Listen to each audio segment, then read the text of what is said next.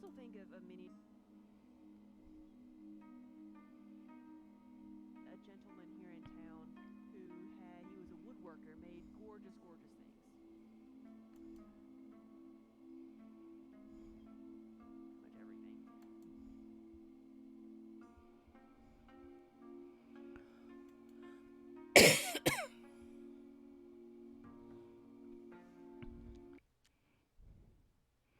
Hello, hello.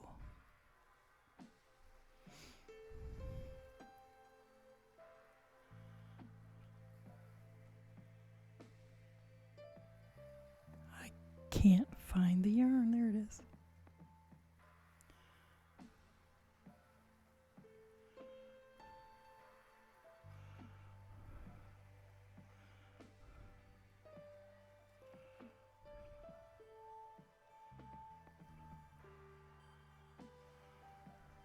Well, I can see the pattern better on camera than I can in real life. These are my Hermione's Everyday Socks. And the yarn is very dark, so I don't know how much y'all are going to be able to see. If this doesn't work out, I'm working on a mug cozy, or not a mug cozy, mason jar cozy in this lovely yarn, that another one that the colors don't photograph well. But someone asked last night if we could work on socks sometime, so I thought I'd pull these out. What the heck? I'm all wound up because this was in my bag that I carry to work.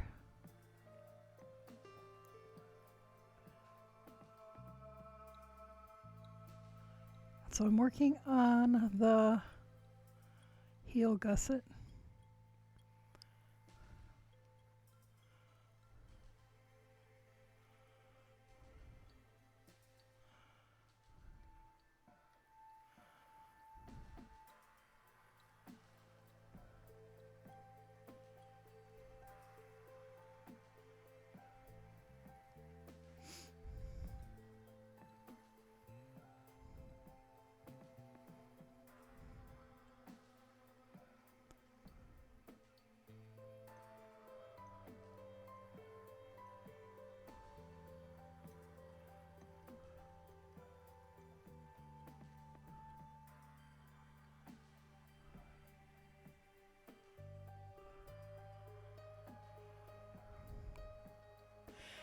Veggie, how are you tonight?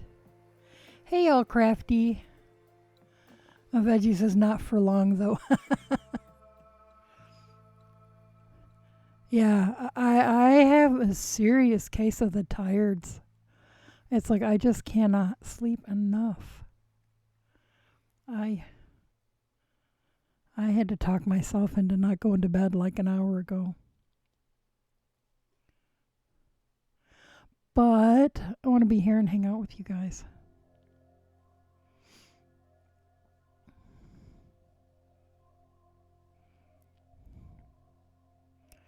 But I mostly did nothing very productive today.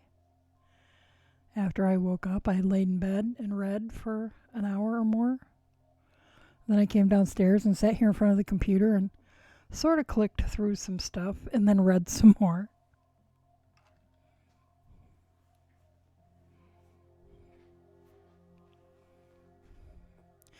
Veggie said, I fixed my sleep schedule so good this weekend that I was going to bed at 7 p.m. I presumed that when you weren't here, that probably meant you were sleeping. Because seems like for most of you guys, if you're not here, it's because you went to bed early. See, I got my yarn all wrapped around my needles there. But did you see? And how are you doing, all crafty?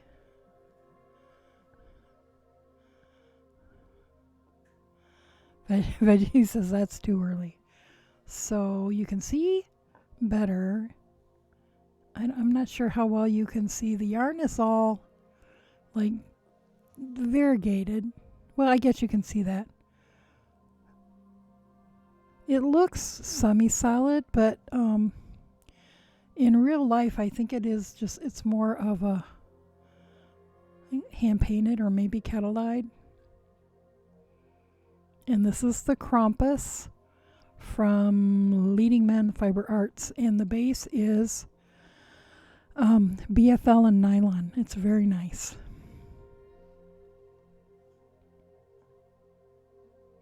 And yes, this is Hermione's, although the heel doesn't look, I mean, it said that the heel is a modified Eye of Partridge, and that's what it looked to me. It just looks like an Eye of Partridge. In the pictures on the pattern, it looks like it has slip stitch stripes, so I'm very confused. But I like it, and I'm starting to be able to see the pattern. I was afraid that in this dark yarn, and with it being variegated sort of, that I wasn't going to be able to see the pattern, but I can now. I'm happy.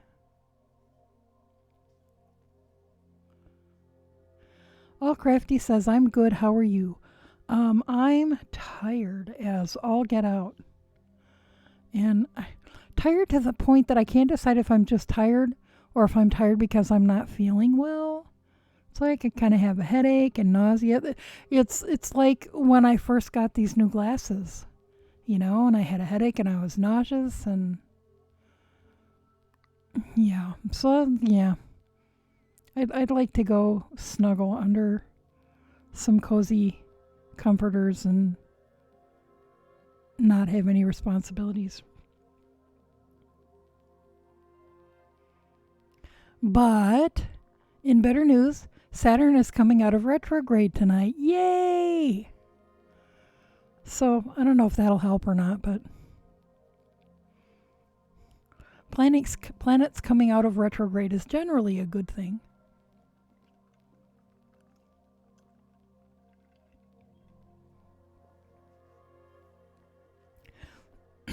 But yes, Veg, I think I like this pattern, and I think I shall do it again. I may do just the regular slip stitch heel flap. I'm not sure. Veggie said, I don't know what any of that means. Well, planets don't follow the... I can't remember what it's called. I'm not an astrologer, but I have had friends who are. The precession of the seasons or something. But anyway, you can, someone who's familiar with the night sky can tell what season it is where they are by what planets they can see. Or by what stars, what constellations they can see. But the planets will follow that same progression, but then certain times a year they will appear to go in reverse. And it's an optical illusion because they're so much closer and stars are so much farther away. I used to know. I took astronomy. Now, okay, astrology is figuring stuff out by the constellations. Astronomy is the science of the skies. Okay, so I took an astronomy class in college, and so at one time I could have explained why planets appear to go backwards at certain times. But anyway, in astrology, when a planet is in retrograde, meaning that it appears to be going backwards, like the stars are going this way, the planet's going that way. How does that happen? But anyway, there are certain things that affect us in relation to that. So like when Mercury goes into retrograde, which it does pretty frequently because its orbit of the sun it's so close to the sun, its orbit is very quick. So it'll go backwards, but it doesn't stay very long, and then it goes forward again. But it does that several times in the course of a year. whereas some of the farther out planets go into retrograde and stay in retrograde for years.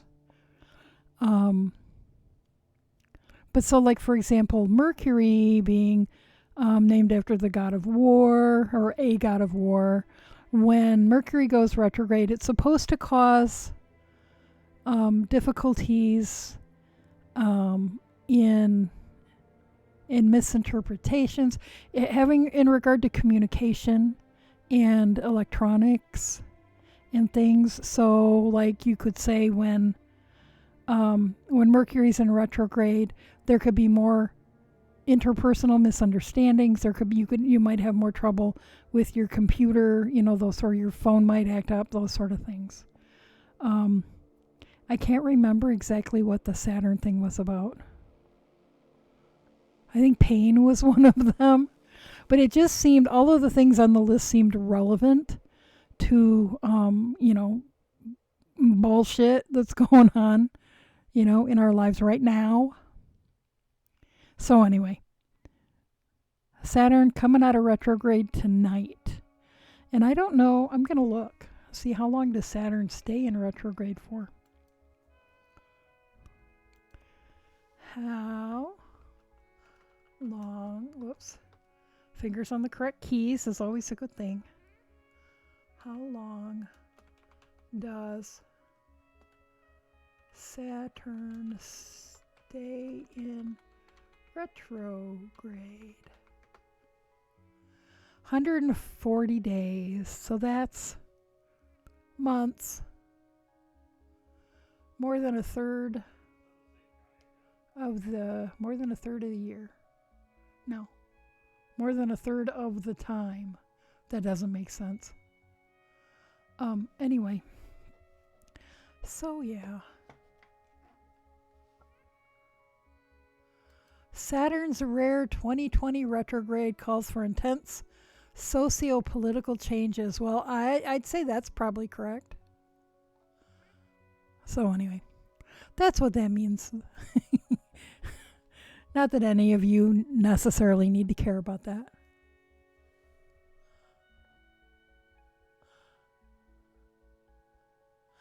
Knots and Stitches says more sock knitting for me today. Me too. Somebody last night asked, might have been Bookworm, was that you that asked when I was going to work on socks? I'm going to work on socks. Although it's dark yarn and my eyes are unhappy. So we'll see how it goes. Veggie said that star stuff can be complicated. It can, and I'm fascinated. I mean, I'm fascinated in general. Like I said, I did take some astronomy in college, for the science of it. It was hard. There was math. But I loved when we got to play with the telescopes and stuff. I about got blinded once. They took us into the big observatory on campus, and they had the big microscope pointed at the full moon, and we all got to climb up on the ladder and look. Nobody warned me. It's like, I'm blind now. It's very bright through a telescope. But I'm also fascinated by astrology. The study of the constellations and the planets and how it relates to our personalities and things that happen in our lives. And when I was about 30, I had my natal chart interpreted by someone who very much knew what she was doing, was very, very well versed. And it felt like she had been peering in my window my whole life and watching my life. I mean, she would say something and I could tell she had no idea what it meant, but it was, something that was exactly true. That nobody could have guessed, sort of stuff.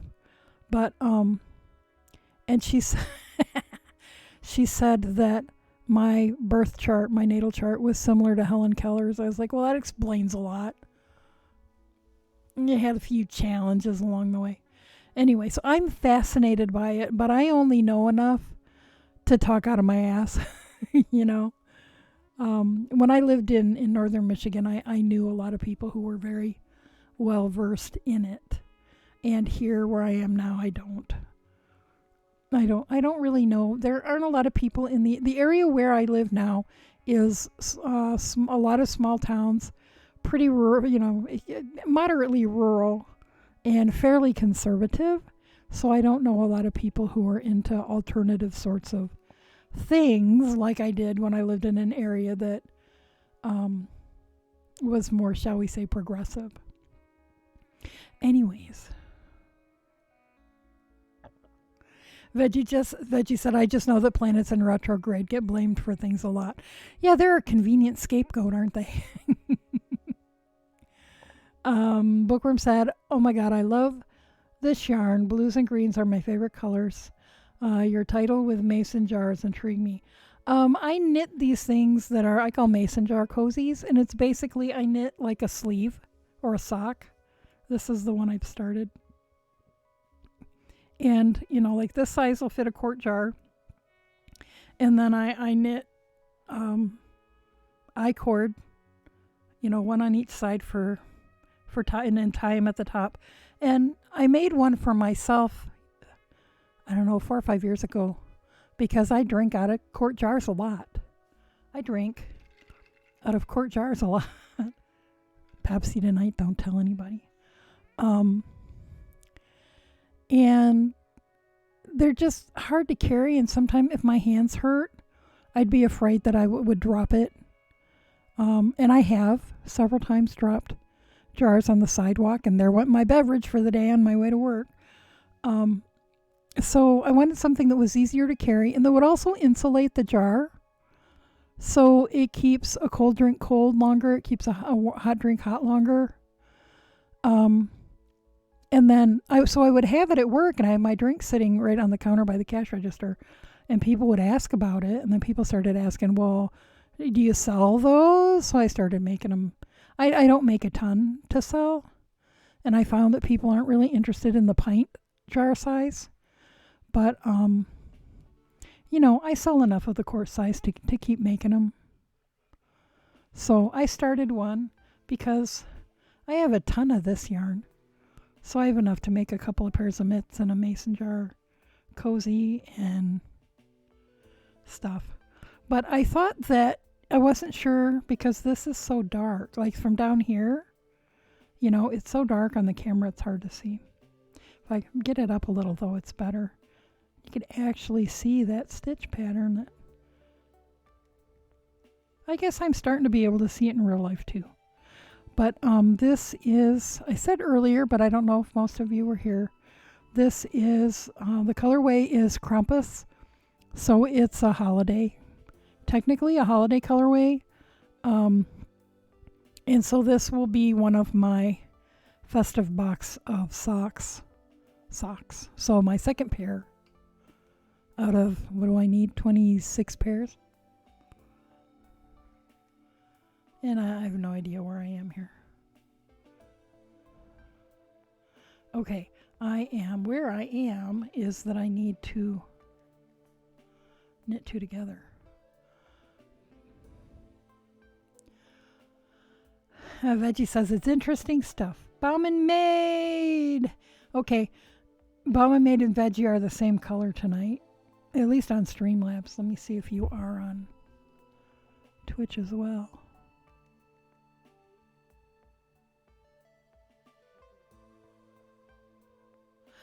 Oh, that's interesting. You're different colors on Twitch, but you're the same color on Streamlabs. You're both purple. Drunken Lab said, ooh, that's some dark yarn you got there. Yeah, it's going to make me go blind. But if I get it up closer to the camera, you can see what the colors actually are. But down here, it's just dark.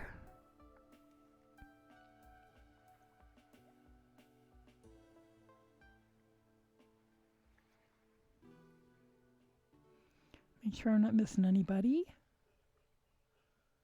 No, I'm Jaden. Said, what stitches are used for the cozies?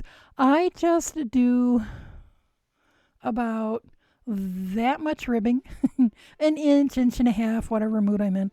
And then the rest of it is stockinette stitch. I just knit around and around and around the circle. They're easy peasy. And then when I get to the bottom, I do decreases until I get down to very few stitches, and then just tie it off like you would at the top of a hat or the finger tips of a mitten or whatever. And then I pick up stitches back up along the ribbing and do 2 I cords that I tie together at the top.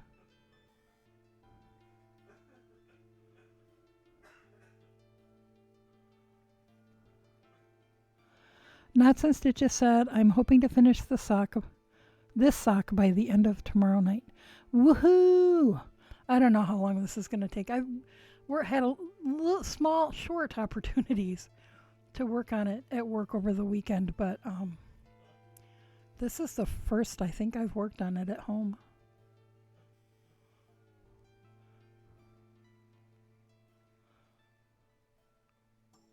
Bama Maid said my entire chat was purple earlier. When did you... First, really? And second, when did you stream? I looked for you and didn't see any sign of you. Knots and Stitches says, Bama Maid, I missed your stream. Yeah, me too. Oh, she says, it was very short. Drunken Lab said, I'm learning to crochet today. All right. Are you crocheting something in particular or just trying to learn, the stitches and how to start and stuff? Bama Maid said, I'm going to try to stream again tomorrow for longer and hopefully starting earlier. What time are you thinking? I've been sleeping all day the last couple of days. But I think I was downstairs by about 5 my time. By the time I read in bed for a couple of hours and then got up and took a shower. Because I was hoping that a shower would make me feel better, and it didn't really. Knots and Stitches says, earlier is much preferred. Yeah, but if it's too early, then I'm still sleeping.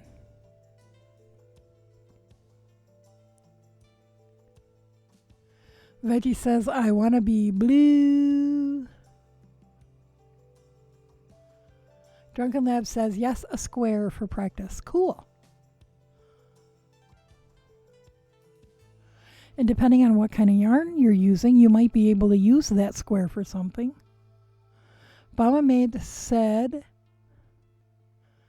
it was only about an hour and a half, around 5:30, 6:30. Yes, okay. So I looked too early. Damn. So I was reading while you were streaming, and I got to the point where Rachel and Nick summoned Big Al, and then Rachel talked to Trent on the cement bridge, and now she's...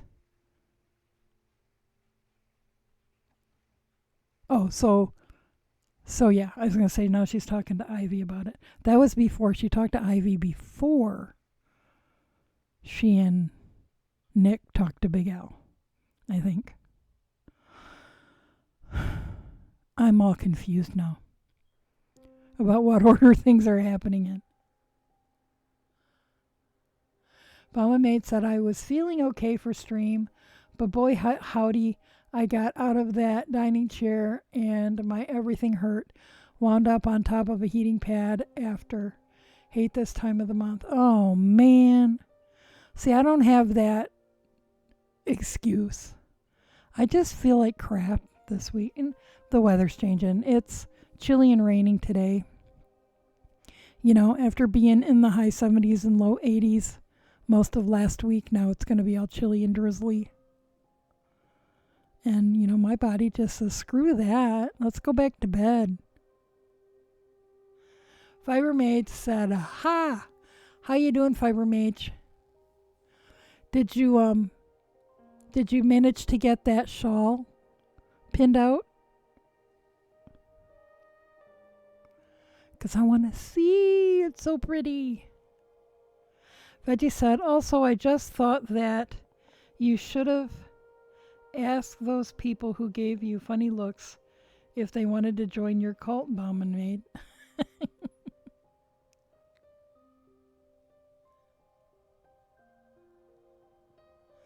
Bauman Maid says, social distancing tool. And says, I'm okay with it if no one asks what I'm doing. Yeah, now see, are you talking about spinning in public? When I spin in public, I seem to draw a crowd. I don't know what's up with that.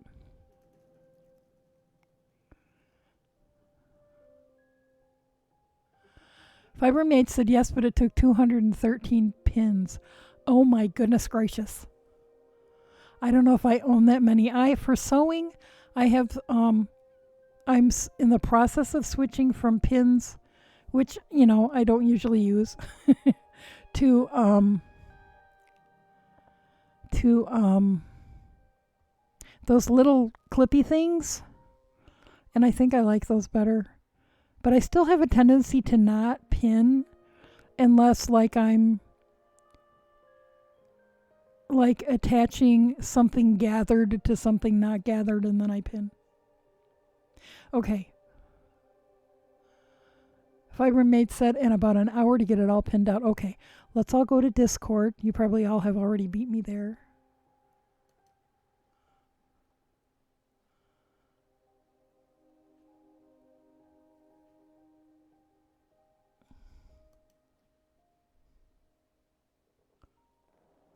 Oh, knots and stitches. Look at that little sock. That's so cute. Little stuff is just always so cute.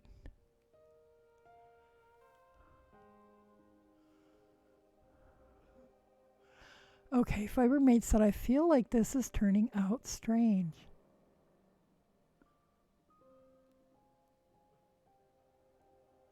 So does the lace go up around your shoulders?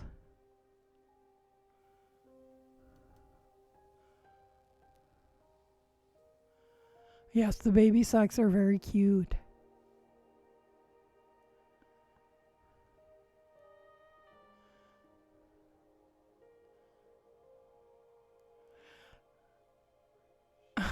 Zombie. She says, okay, y'all, I need your input. Which colorway goes best with the gray? All of them. Boy, that's hard. You could use... So you're using the gray, and then you need to pick one of the golds or browns for the moons, I'm assuming is correct. My eye is drawn to the gold. And I don't know if that's because it's in the middle or if that's just because it's drawing my eye. I would choose either the gold or the coppery one on the left of the photograph. Both of those have a lot more dimension than the paler coppery one on the right. Yeah. That's just my opinion. Just scrolling down. Knots and stitches, more sock. Oh, I see. Yeah, that's really pretty, Fibermage. Really, really pretty. You are the most prolific knitter I know. You just keep cranking stuff out.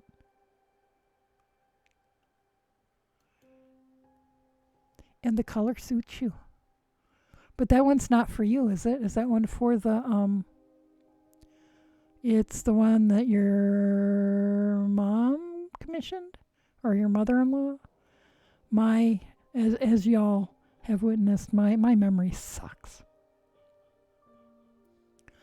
Okay, let me scroll back up here a little bit. Baba Maid said, I took my mini spindle to the park Saturday with the girls. I got about 3 sideways looks from the few adults not exercising. Yeah, their opinions don't count. Veggie said, so it looks like most of if not everyone is liking the middle skein than the one on the left. I would choose either of those over the one on the right. But my eye is the most drawn to the one in the middle. Fibermaid said the pics aren't great. I'm realizing that's okay. Gets the point across. Oh, sorry. All Crafty summoned to Discord. There's the link if anybody needs it. Bauman Maid said, but even the mom of the girl my oldest made friends with, who sat and talked me through the Messenger Kids app for Facebook for the girls to talk, didn't actually ask about the spindle. Fibermaid said, no, I just have it on how I would wear it. Yeah, and that's kind of how I wear shawls. You know, because I've always loved shawls, but I've never liked like the way they fit me, because most of the patterns, I'm bigger than average. But when I realized I could put the hangy downy part down in the front and kind of wrap it around like a ginormous cowl, that works for me. She says it was commissioned by my mother as a Christmas gift from my sister-in-law's mother. Well, it is very pretty. I hope she loves it.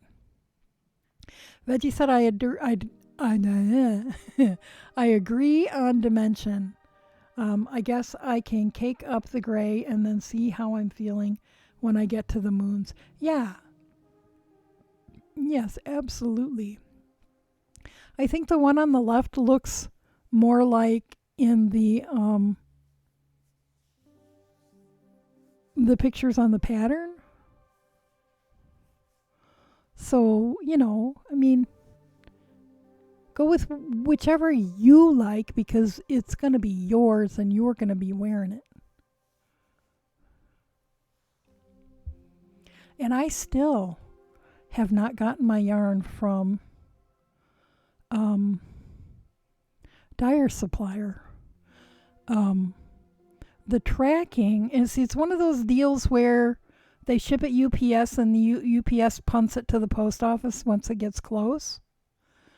And the shipping or the tracking stops when it was received by the post office. And that was several days ago. That was like, I don't know, Friday or Saturday. So, what day is today?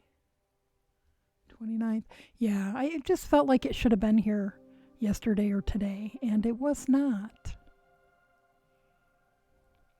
Okay, see if I can figure out where I'm at here.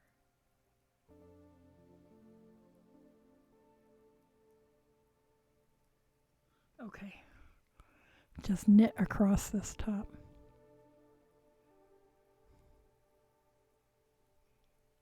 When I first got to the stitch patterns, I was mumbling to myself, everybody says this might as well be a vanilla sock. And I'm like, why am I having so much trouble? But once I got so I can see the pattern stitches, now it's easy peasy. Veggie said, I hate when they punt it, like they couldn't just deliver it themselves, LOL. I think it's supposed to be cheaper, but I don't understand how.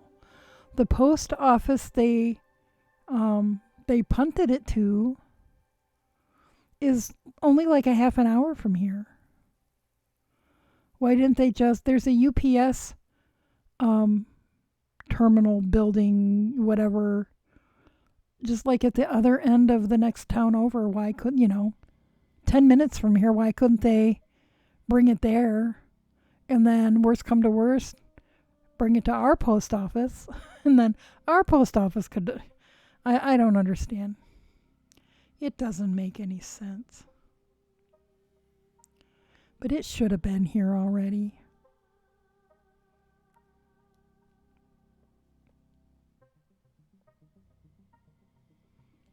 Or they should drop it off to Amazon and let Amazon get it the rest of the way. They're pretty speedy. Knots and stitches, so they're just lazy.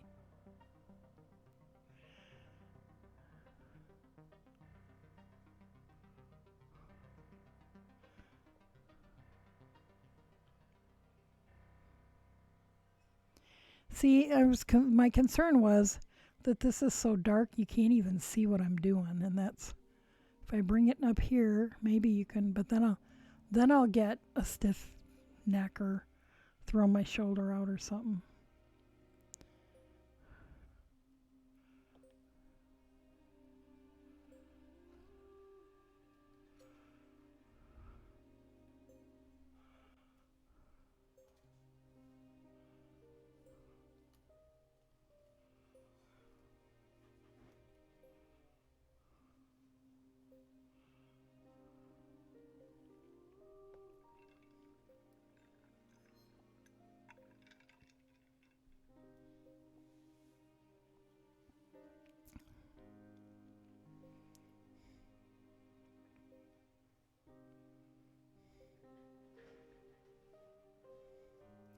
Okay, so I'll decrease here. The only thing I've changed about this, because my intent was to knit it as written, but I could see in the pictures that the pattern calls for the heel flap to be really short, and I knew that wasn't going to work on my foot. So I made the heel flap the length I typically do for my foot, and I just feel like I'm working this gusset forever. And it's all the same number of stitches, so I don't know why it would be any different. Maybe it's more the fact that I'm doing it on Magic Loop that's making it feel like it's forever.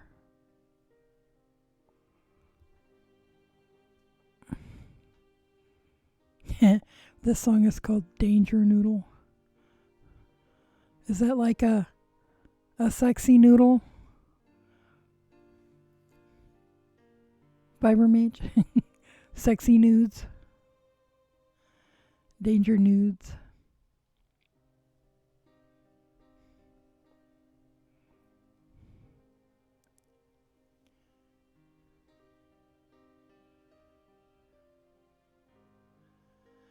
Fiber Mage said a danger noodle is a snake. Oh, that makes sense. Veggie, are those zombies? I could mouse over, I suppose. Oh, rogue snacks. Why does it not surprise me that Rogue has snakes?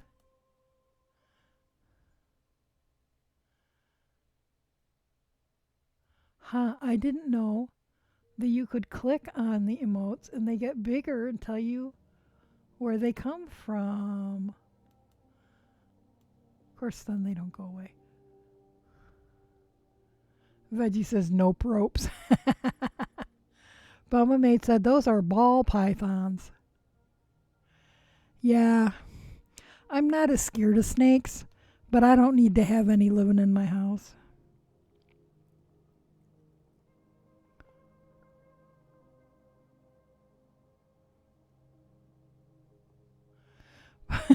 Bumma Mate said they're the boople snoot of the nope ropes. Yeah, I spent most of I can't say that anymore because I've lived here so much of my life now. I lived a lot of my life in places that didn't have any poisonous snakes. And now I live where there are poisonous snakes. We have copperheads here. I've not ever seen any, and I've never heard of anybody seeing any in town. But if you go, off into the woods, then people see them. Veggie said, I like my nudes hot and spicy with extra eggs.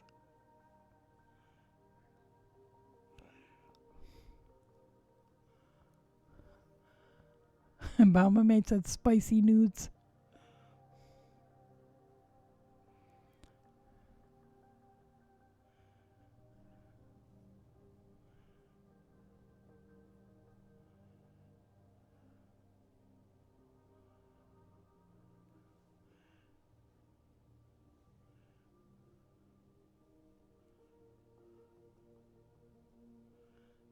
Am I?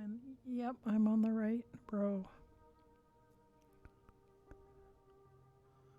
Bama Mate said you have at least one Diamondback up there too, I believe. That's possible, but I don't think, not nearby, I don't think. Maybe more in the mountains? I could be wrong, but I never hear any. The snakes I hear people talk about are the copperheads.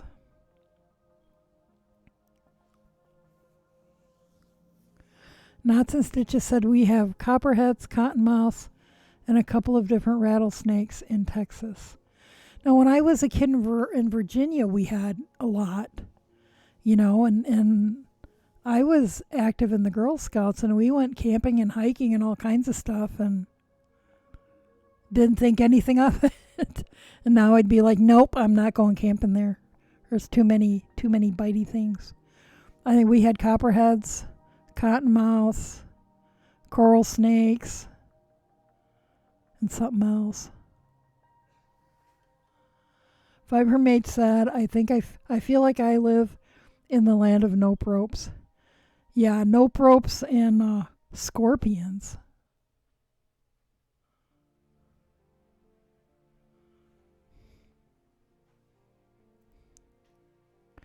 Bama Mate said, you do, Mage.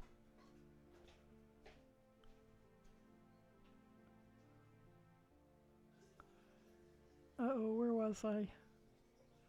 2, 3. Oh, I'm good.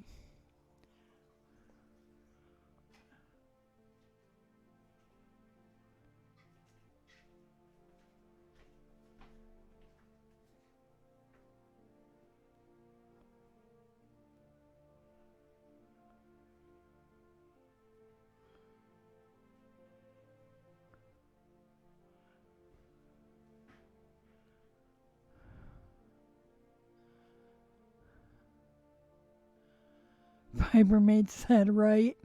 And that's a cry face. So, do the scorpions come in the house? Or do you only have to worry about them outside? And are there tarantulas? Although I kind of like tarantulas. I thought about having one to keep in an aquarium when I was in college, but I never had any roommates who would let me.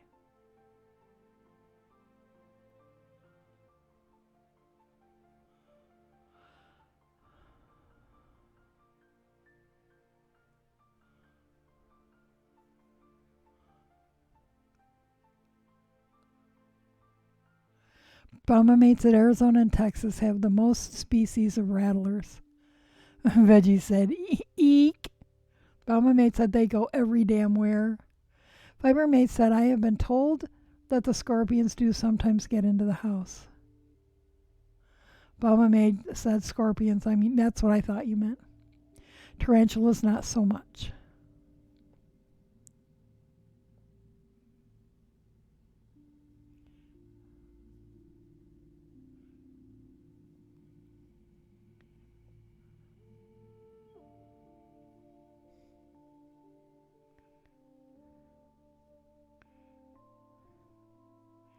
When a friend of ours lived with us, and she'd be like, she'd need to go down and change over her laundry or something, and she'd open the basement door and she'd take a step down and she'd come back up and she'd say, there's a spider.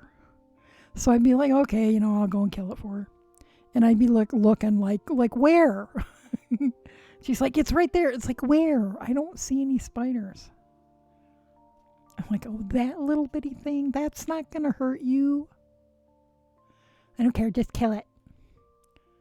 It's like, it's like eating the bigger bugs that you're also afraid of. So just let it eat the bugs.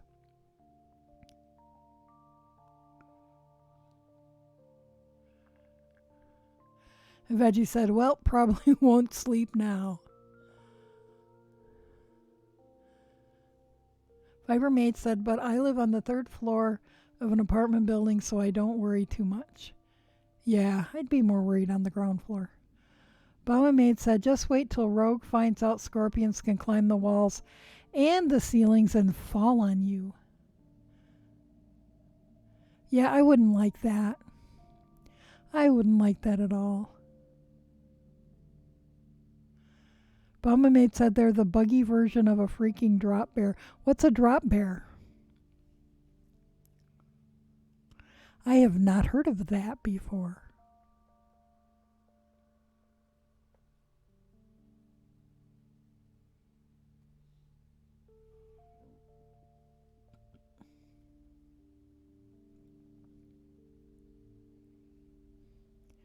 Veggie said, I hope all the extra yarn bribing is worth it.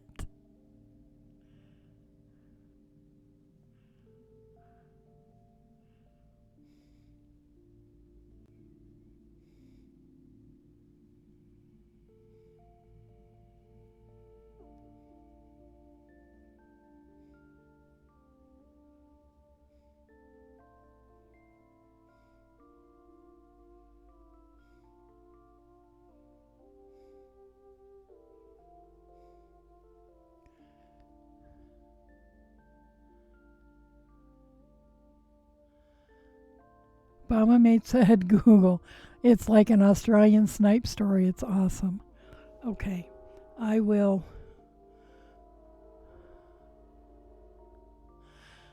ask Google and I will leave the page open.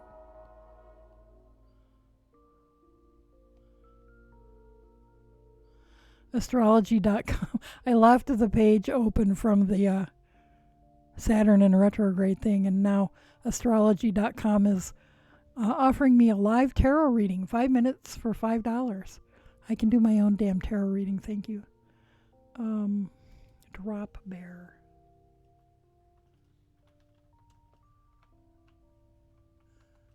Oh, there it is.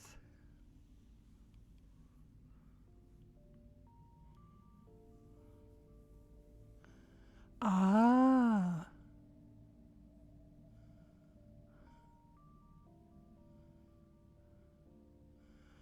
So the Australian version of the oh geez, what are those? Jackalope. The Australian version of the jackalope, except of course since it's in Australia, everything there bites and is poisonous.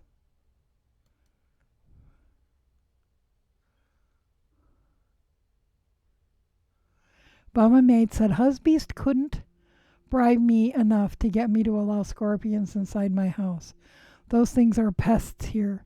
I'd kill everyone, no regrets, don't care what it cost to ship the little shits. And Veggie apparently agrees. Bama Mate said I actively work to keep them out of my house. Fiber Mate said chupacabra. That's right. The Australian chupacabra. Veggie said everything there tries to kill you. That's what I've heard.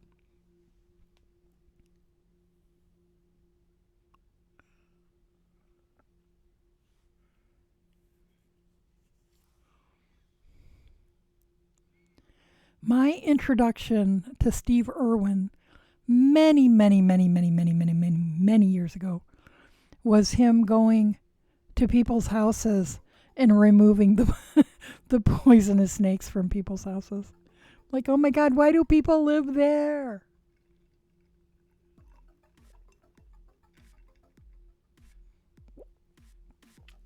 Oh, right, because their ancestors were sent there. Although there are people in Australia who aren't descendants of political prisoners. Bama Mate said, I don't have to worry about him wanting bugs, though. 6 months into living here, and he comes running inside. Sarah, the hell is that thing on the wall?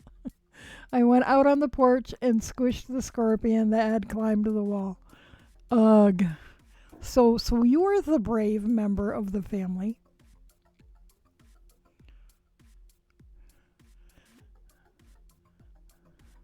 So how do your kids feel about them? Or do they like want to catch them and keep them in jars?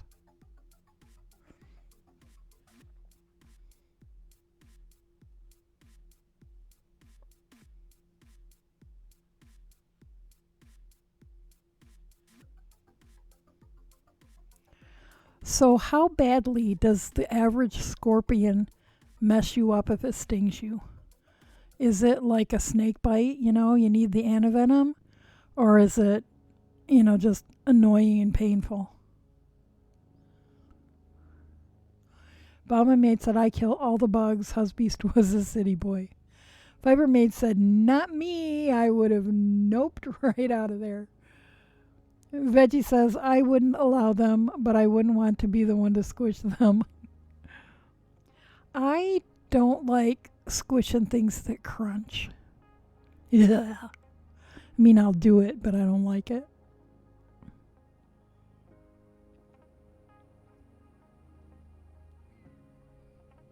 Veggie says, ew. Bama Mate said the girls are okay with butterflies. Everything else gets a high-pitched panic squeal. Viber Mage, I agree.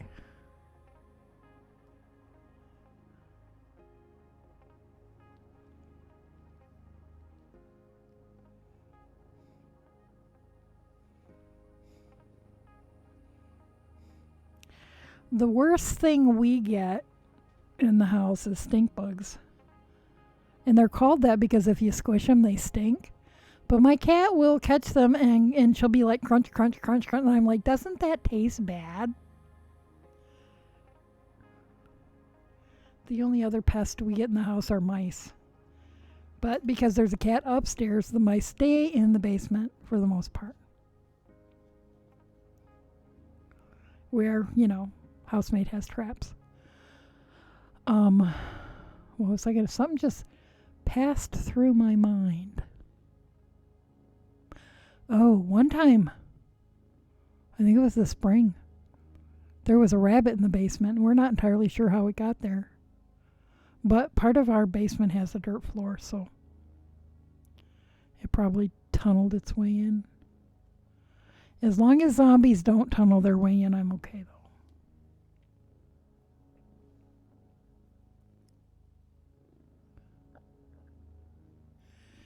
Fiber Maid says major heebie-jeebies, yeah. Bama Maid said, the ones here aren't that bad unless you're allergic. The sting is painful and might welt, but otherwise not harmful. Again, depending on allergic reactions. So like a bee sting. Not going to kill you unless you're allergic. Veggie says, we're on the first floor of an apartment from being on the third. There are more bugs here. Centipedes, found out they crunch. Yeah. Yes, they do. Bama Mate said, I can squish them if I'm holding the squishing implement, aka flip-flop.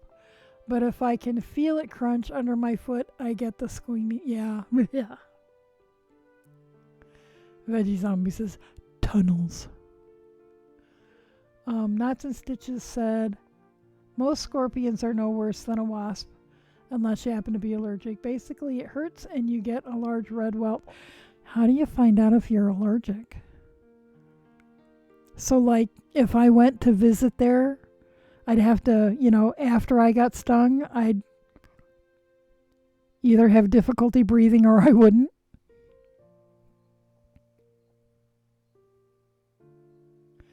Bama Mate said, careful with the centipedes. Those things have a nasty bite. Besides being creepy as all hell.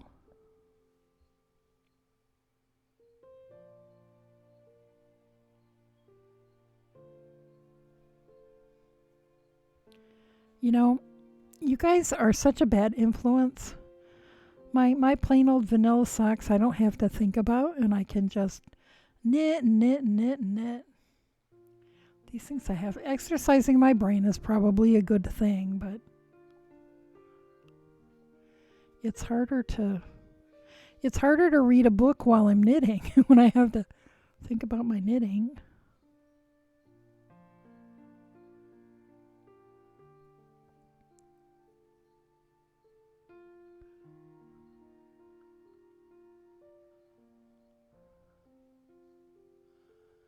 Veggie said, also, every time we find a cricket in the apartment, it's dead. We think the dog is finding them and killing them. Huh. Now, see, we get them in the house and they chirp and drive you crazy because you can't find them. And the cat apparently isn't interested in them. Knots and stitches said after getting stung you would know. Well, yeah, I suppose it's the same with bee stings. Knots and stitches said I'm about to go to bed. Alrighty, could you stay longer if we stopped talking about bugs? Because we could. But I don't want to keep you up if you have to go to bed. So thanks for coming and hanging out with us. Fibermate said, I would think you find out the same way you do for bees, get stung. Yeah, that sucks though.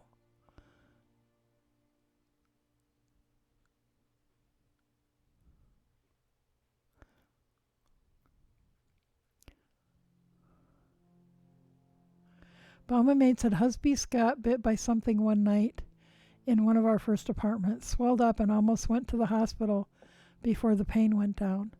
A couple of days later, he comes out with a 4-inch centipede dangling from a pair of pliers he used to crush the head. Only one I've ever seen inside a place we lived, and I'll be happy to never see another. 4 inches? I think the biggest one I ever saw was like 1.5 inches. That's like, prehistoric monster sort of centipede.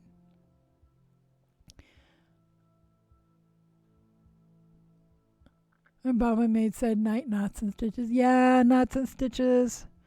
Like I said, thank you for coming hanging out with us. And hopefully we'll see you again soon. 5 a.m. alarm. Ugh. That's like bedtime, not wake up time. But anyways, sleep well and get good rest and stay safe.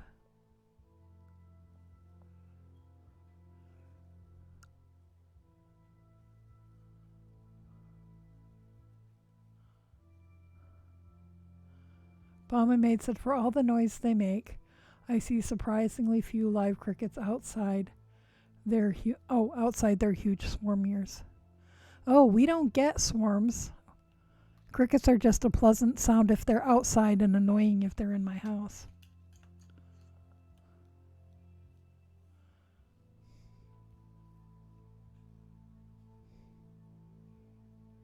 What's annoying are the spring peepers. Oh my God, there's some wetland near here.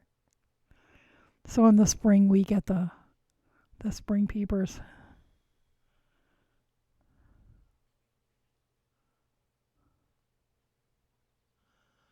Fiber Mage says, who knew cloves were so good for toothaches? I did. That's an old folk remedy. Works better than Orajel, if you ask me.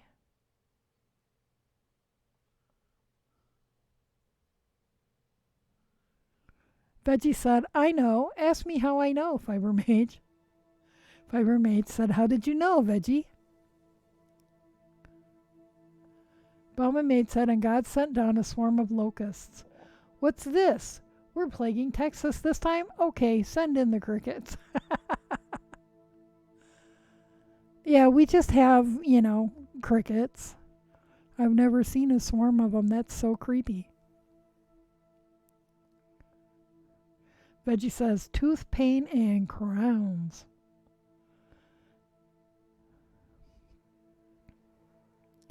Yeah, clove oil will numb the bejeebies out of your gums.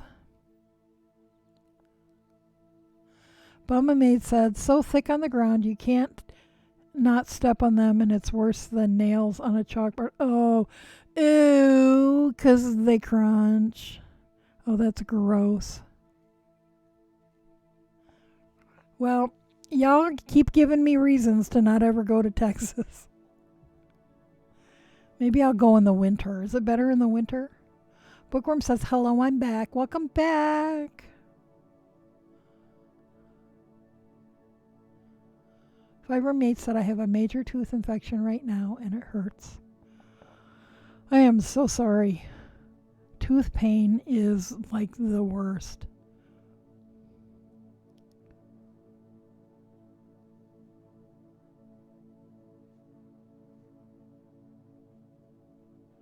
Mama Maid said, so in my womanly misery today, I have spent a lot of time looking at looms. Oh, see anything you like? Bookworm said, you sound slightly muffled to me. I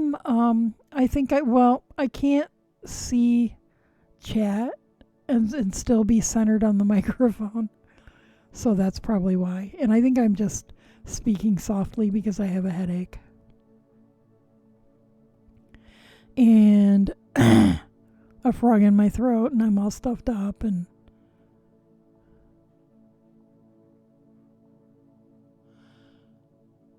Fibermate said it's okay. I'm gonna get it removed soon. I hope so. I hope they can fix you right up.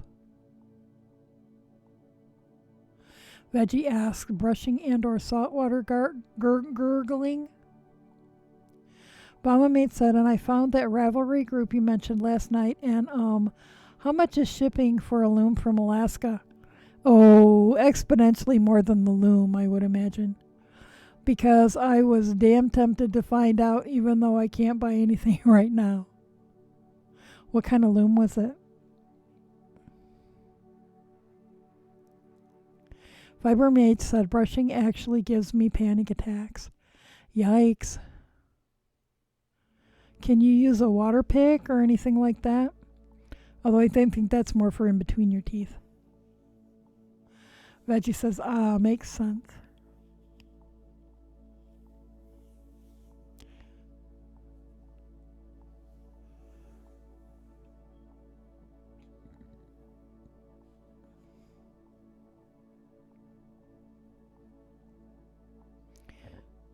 Fibermate says, I don't know, I never tried.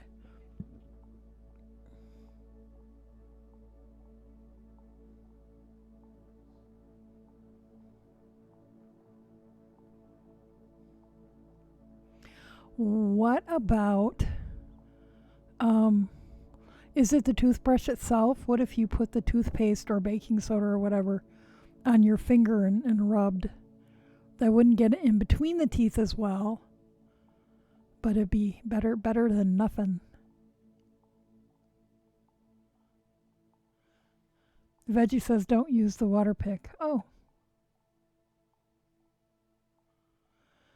Veggie said, even lukewarm water is cold enough to irritate the nerves. Yeah, I always brushed my teeth with warm water because the cold water hurt them.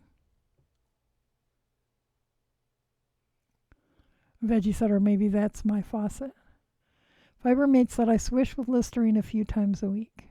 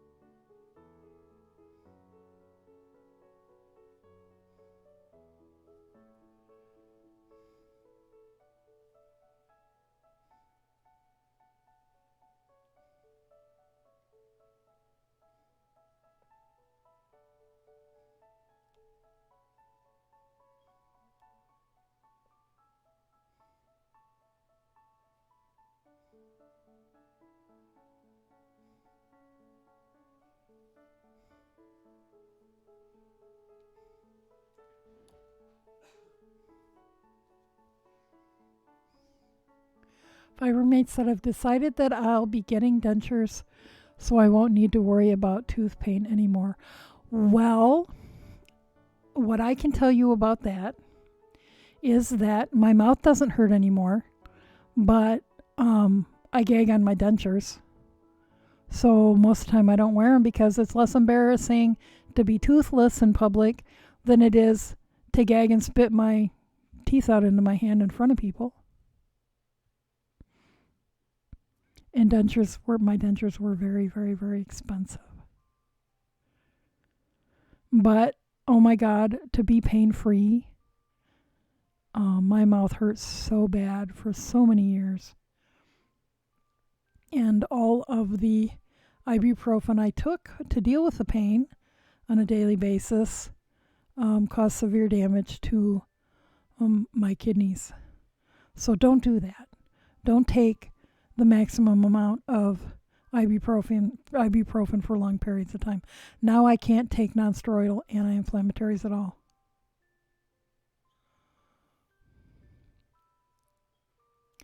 Fibermate said, and then I can brush my teeth because they won't be in my mouth. Yep. And just spit them out and brush them. Fibermate said, yeah, I'm dealing with that now. Tooth pain is horrible.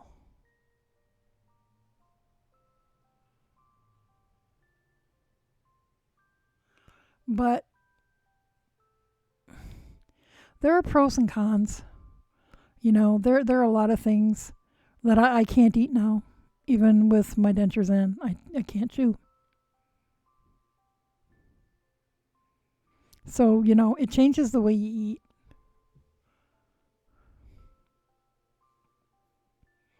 So, keep your teeth as long as you can. And, obviously not everybody can, but take as best care of your teeth as you can. Keep them as long as you can. Fibermate said that hard part is that I can't control the fear. Yeah, I understand that.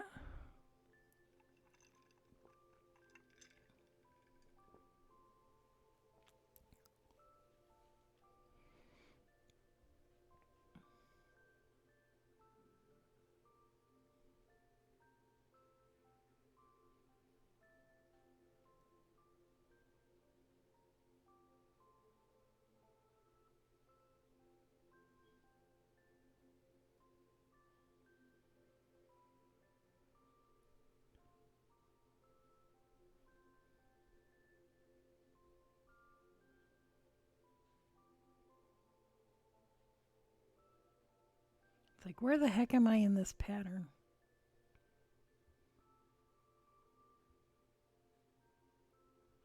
I think this is where I am.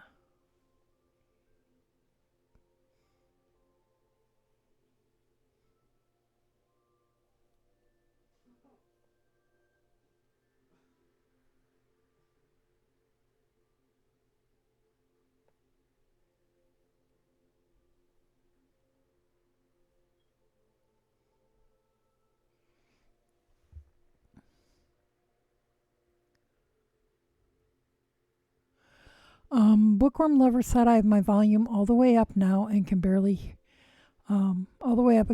hear you now. Is anybody else having trouble hearing? Because my thingy on my mic shows that I'm peaking up into the same range as I usually do. Fibermate said, so I'll be accepting any donations for the $30,000 dental bill. Well, between the extractions and my dentures, it was $5,000. That was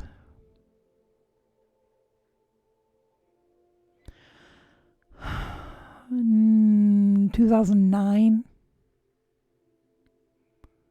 So, 20-ish years ago. No, 10-ish years ago. Bookworm says maybe my earbuds are going out.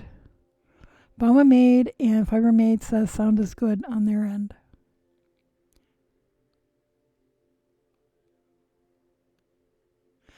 Bookworm said my earbuds are going out. I got to get new ones. Any advice for a good pair that's not expensive?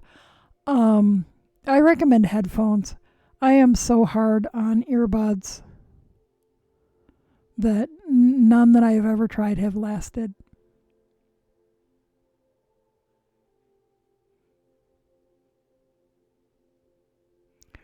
So hopefully somebody else will have a suggestion.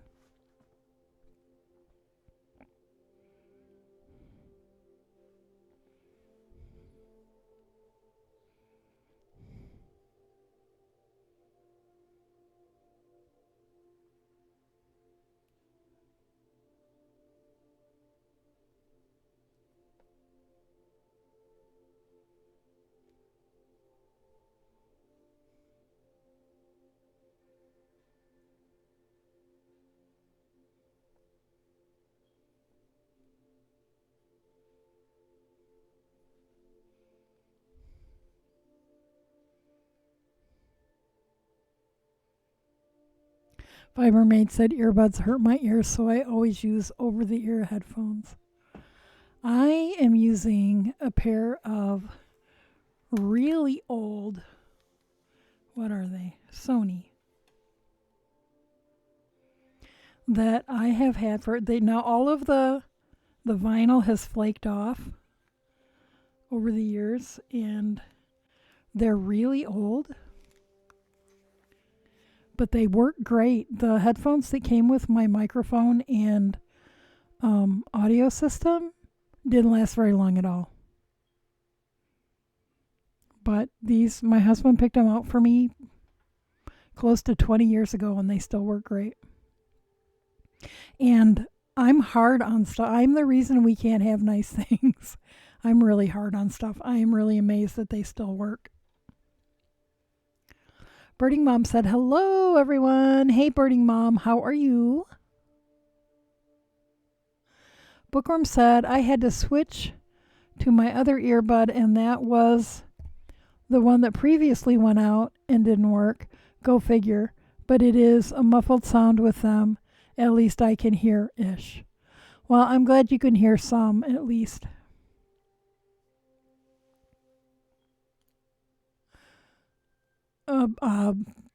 Birding Mom Bookworm Lover is looking for recommendations on good earbuds that won't break the bank. And I don't have any because I'm really hard on earbuds. So I prefer headphones.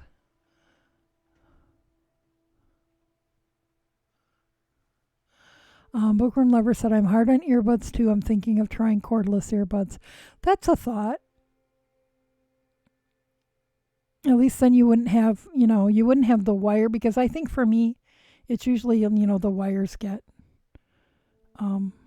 bent and then they break inside the coating and whatever.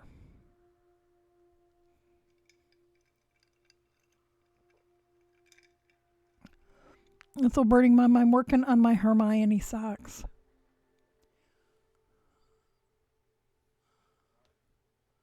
Which are my second treasure box socks.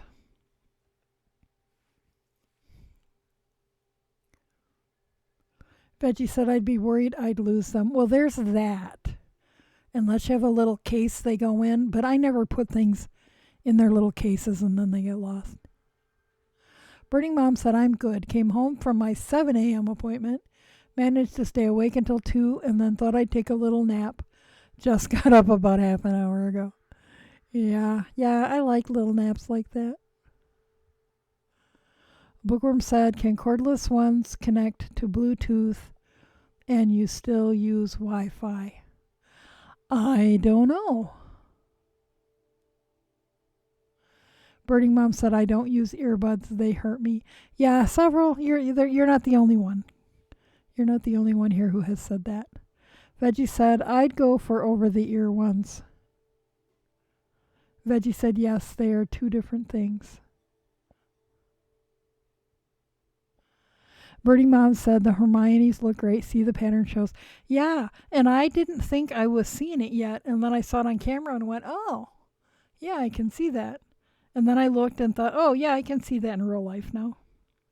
It took a while before I could see it. Now, the question I had, though, is that I did the heel flap.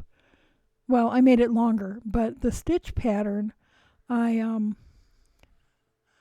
said it was a modified Eye of Partridge, and I did it the way it was written, and I didn't see what was modified about it. It seemed like any Eye of Partridge I've ever done, except that it has the garter stitch on the edge. But then when I look at the pictures on the pattern, it looks like a slip stitch heel. So I was very confused. But anyway, I'm doing it as written, except that I made my heel flap longer because it didn't look like it was going to work on my foot. Bookhorn Lover said that is a gorgeous color. This is the Krampus colorway from Leading Men Fiber Arts. And I wanted a holiday colorway, and that was the closest thing.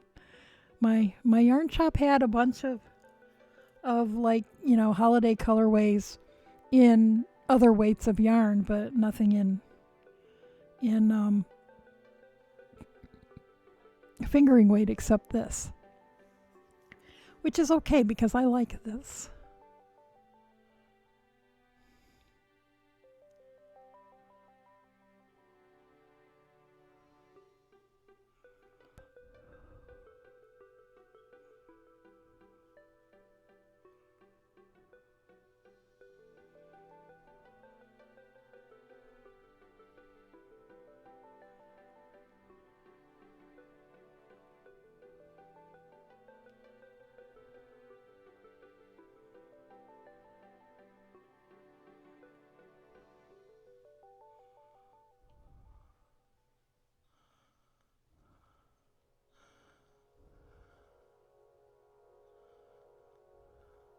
Bookworm said, I've seen velvet dresses in that color that girls wear to Christmas parties.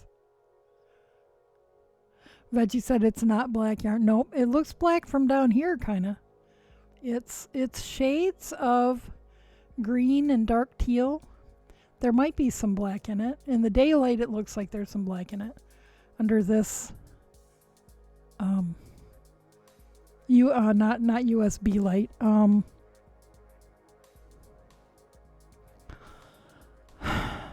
Not incandescent. Anyway, this very blue-white light, I don't really see the black washes out to kind of a charcoal color. But I like it.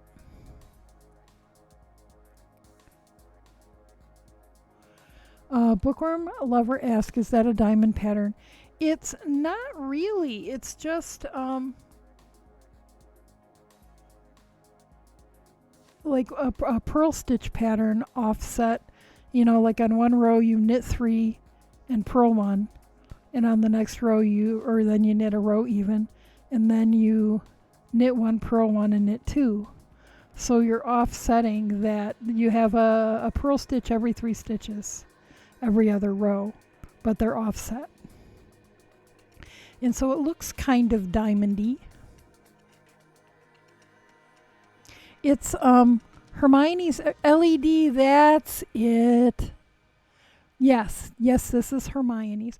Hermione's Everyday Sock is the pattern if you wanted to see it. And I'm pretty sure it's a free pattern.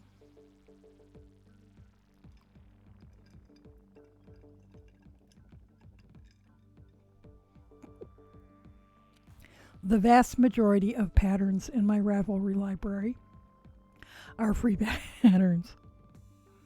Because, and yes, it's on Ravelry. I don't know if it's available anywhere else, but it is on Ravelry. I hesitate to spend the money on patterns unless I'm pretty darn certain I'm going to get around to knitting them. I've spent so much money in my life on patterns that I've never knit up.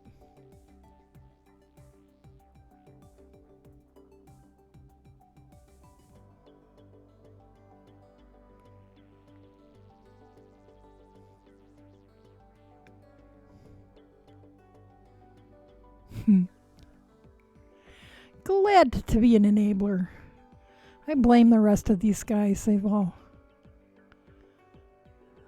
spoken highly of Hermione's Everyday Sock.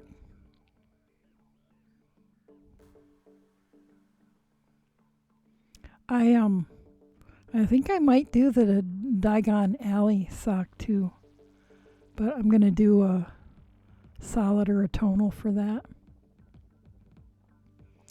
And may just have to throw a skein of sock yarn in a dye pot. Or, I could even use it undyed. Mama Maid said, I like my Hermione's Everyday Socks. Now, did you do the heels as written? Or did you lengthen the heel flap at all? Because it just looked really short to me. Mama Maid said it's basically, 'twas my first real sock other than yoga socks. It's basically vanilla, but just interesting enough to not. Bubba Mate said Diagon Alley was a fun one too. My oldest likes the Diagon.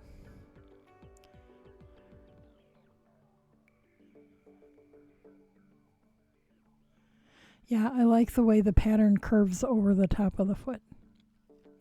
So that'll be something I'll have to think about and pay attention to also.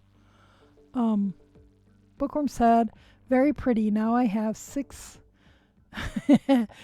million knitting 6 millimeter knitting needles. They were the smallest I could find at Walmart. Can I still make socks with that, or do I need?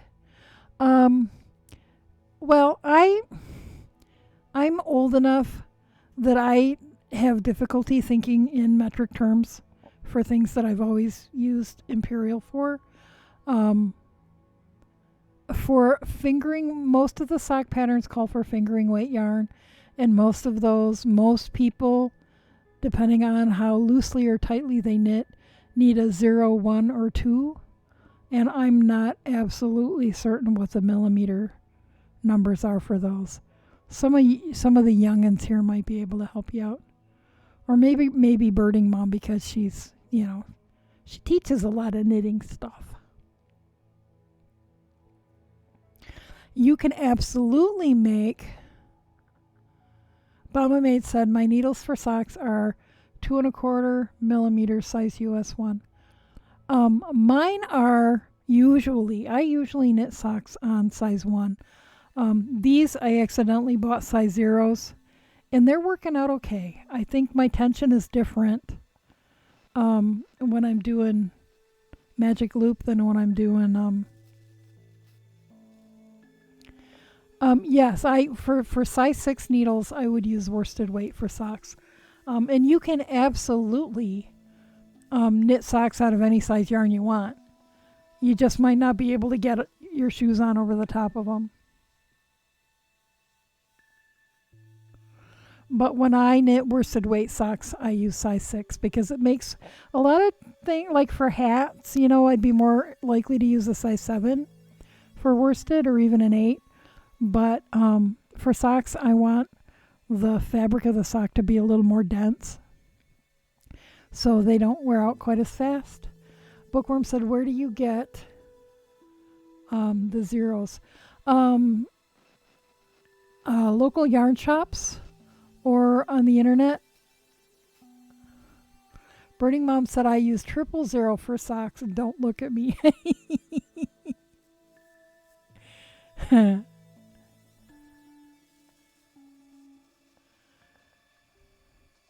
Yeah, I knit kind of tight, so that would never work for me. Like I said, usually I use 1s. Bama Maid said yarn.com, paradisefibers.com, even Amazon. Bookworm Lover said, so winter socks for boots then. Yeah. Or for in your sandals, depending on, where you live.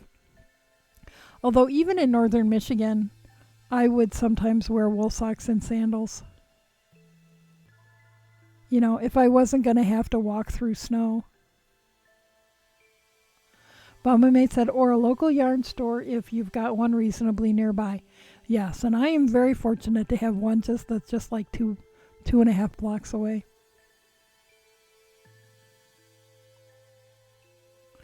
Yeah, Veggie said, local yarn store that's not a big box store. And Bookworm says, like Joann's. I consider Joann's to be a big box store. You might be able to find sock needles there, but I wouldn't hold my breath. Veggie said, or the internet, like Snoring Cat says.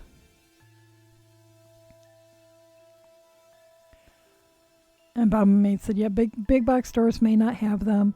Amazon is a good source too.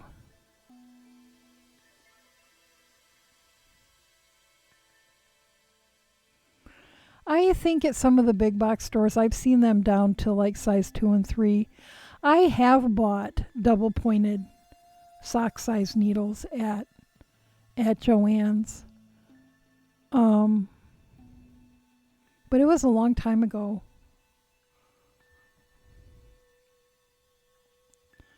You could look like on Joann's website and see if they carry them, and if they don't have them in the store, you might be able to have them shipped to the store and pick them up there, and then that way you don't have to pay for shipping. Mama Mate said, I'm forcing Husbeast to go with me to mine this weekend. Veggie said, I think the smallest I've seen them carry is 3 1/4 or 3 3/4. She said, I think they got pushed to carry smaller because of sock knitting. I think so too, because sock knitting is a pretty big deal. They didn't used to carry sock weight yarn either, and now they do. Mama Mate said, you know what? I was going to look at Rav for the Lumen Alaska, but where'd it go? But you know what I looked for? Venomous snakes in Pennsylvania. You have 3, by the way, 2 of which are rattlers. So do we have the Mississauga rattler, and then what other one? But see, I don't think we have the rattlers nearby. I never hear anybody talk about them. I think I kind of knew that we have Mississauga. And that one is in Michigan too, but in the Lower Peninsula, nobody ever sees them, or very rarely. Bookworm Lover said, cool, well, I'm going to head out. And she says, I have rattlers. Colorado is littered with them. Well, you stay safe from those rattlers and other things. And thanks for coming and hanging out. Have a good night and sleep well. Veggie said, eek.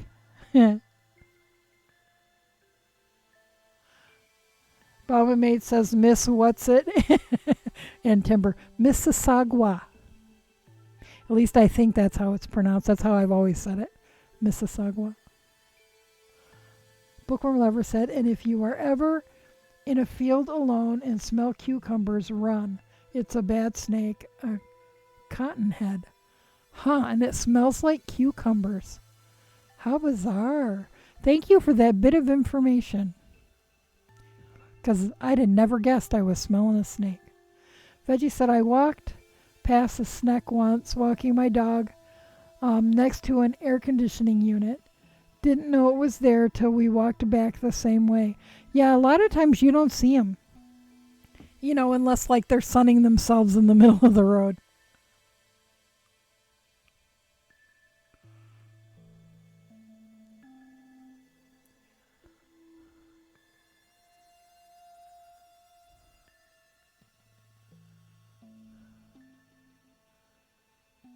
Bauman Mate said I was always more worried about the children in the cornfields. Because of snakes, or do you mean like Children of the Corn? I saw that movie. Creeped me out. Bookworm Lover said, like the Chinese cat cartoon from PBS years ago. Sagwa. Oh, yeah.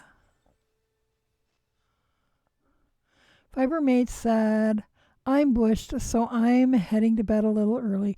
Alrighty, Fiber Mate. I hope you feel better. I hope you can get that tooth taken care of.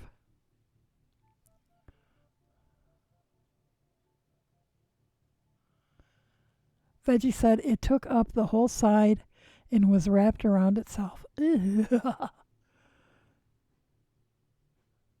Veggie says, good night. Bookworm says, all right, I'm gone too. Bye. Good night, you guys. We'll see you later. Sleep well.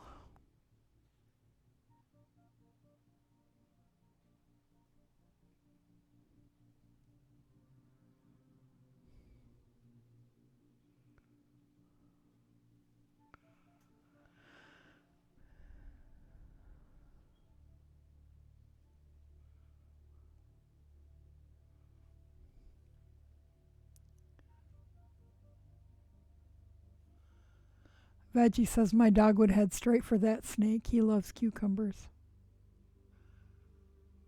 Mama Mate said it's a Maycomber 12 shaft, 14 treadle. Picture looks to be in a garage, so I have no idea how big the thing is. Doesn't say the weaving width, but it looks to be roughly 18 feet across. Holy crap. How much do they want for it? I'm going to look. You got a link? So I don't have to search for it?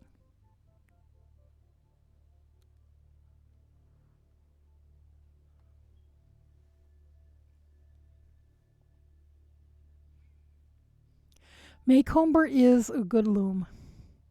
And for a long time I wanted one. But the shafts are all metal and very heavy. And the older I get, the harder it is for me to push the treadles down. But it's a very good loom. $800. Holy crap, that's an excellent price for a, what did you say, 12 shaft? Holy cow.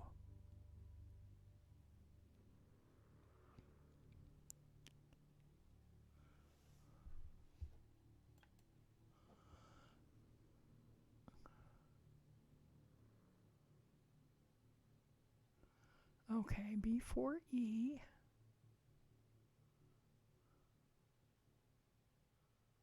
No, that's I'm gonna guess that's maybe like 54 inches.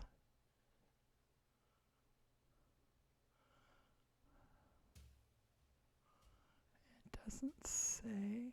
Oh, sectional back beam. Flying shuttle attachment. 3 reeds. 12, 15, and 8 dents. The only one I would add then. You'd be good to go. I might add a 10 eventually, but you can accommodate flying shuttle, all the tie-up rods you could ever want, an adjustable stool. But yeah, really heavy. You don't want to have that shipped. It'd cost probably way more than $800 to ship it.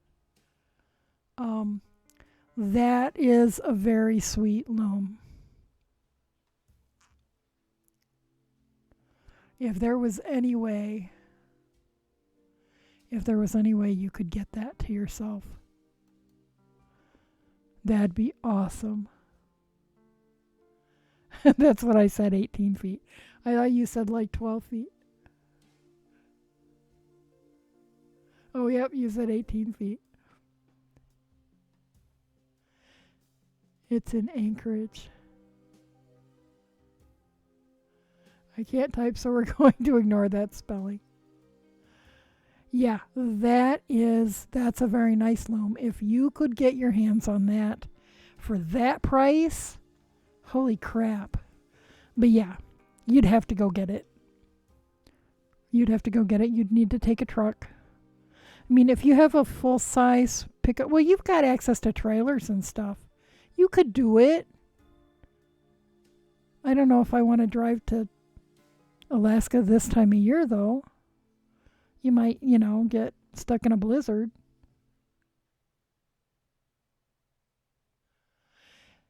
Hey, what does that say? CC Marv?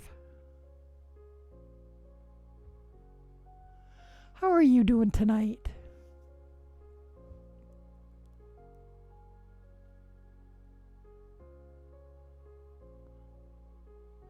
Mama Mate said if I could pay for it and justify the month-long freaking road trip with a semi, you wouldn't need a semi. You could do that in a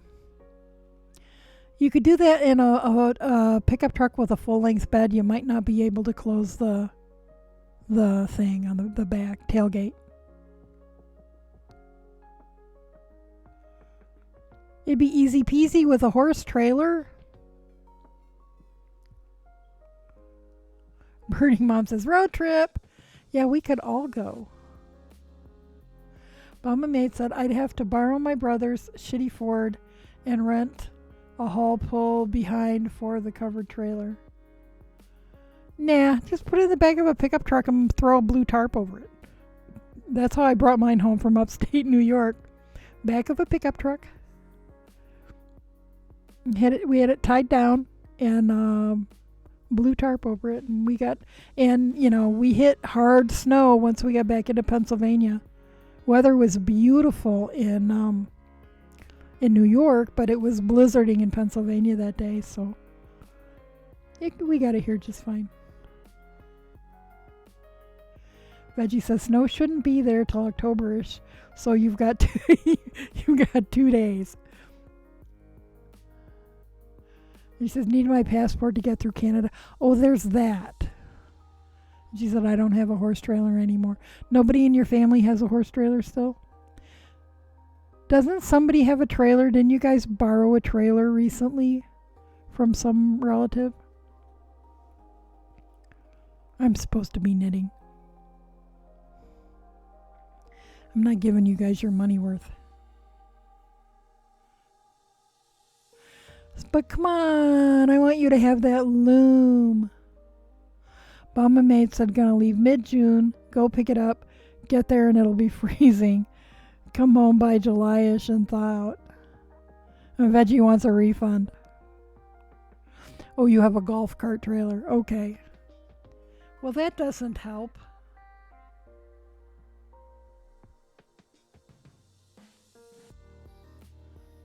Veggie says Canada won't let you in.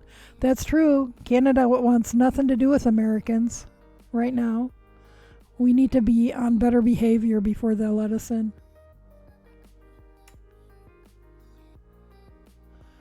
Mama Maid said I'm not going that far with a loom and an open trailer. Birding Mom says, yeah, get back to knitting, cracks whip. Sorry. She got me talking about looms. Yeah, you'll just have to see if you can find something closer by.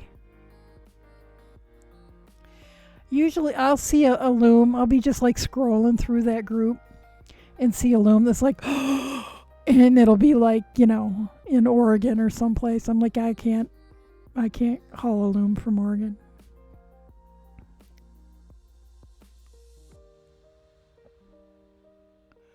Mama Maid said I can pretend to be Mexican. I live close enough. Will the Canadians let Mexicans in?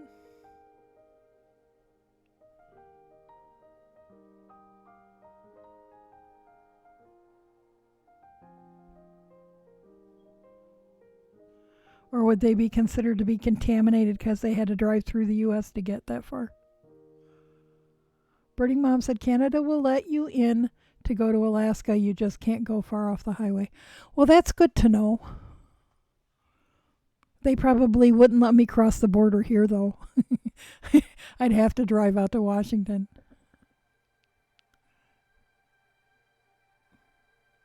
They'd be like, well, you can come across the border, but you can't get off the highway and you can't stop at any of our rest areas. I'll be like, so where am I going to pee? I can't say I blame them. They've had like 20 COVID deaths for the whole country or whatever. I mean, probably more than that, but it's infinitesimally small number compared to our, almost 200,000.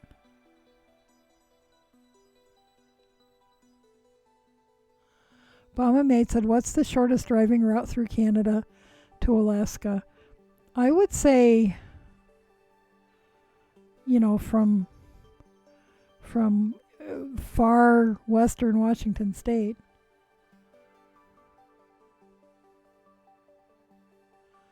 Mama Maid said, gotta have one of those bumper dumpers. That's where you pee.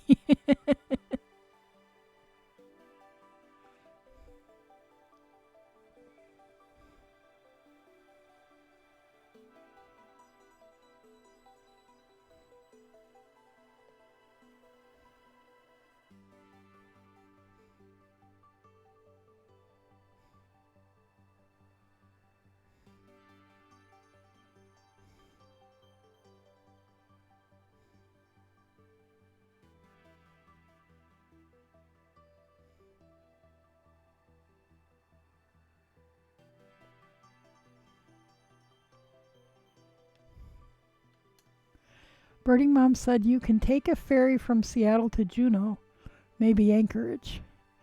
Oh. Well, that could work.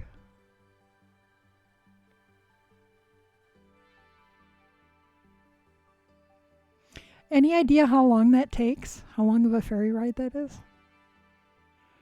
I have no idea what the distances on that end of the country are like.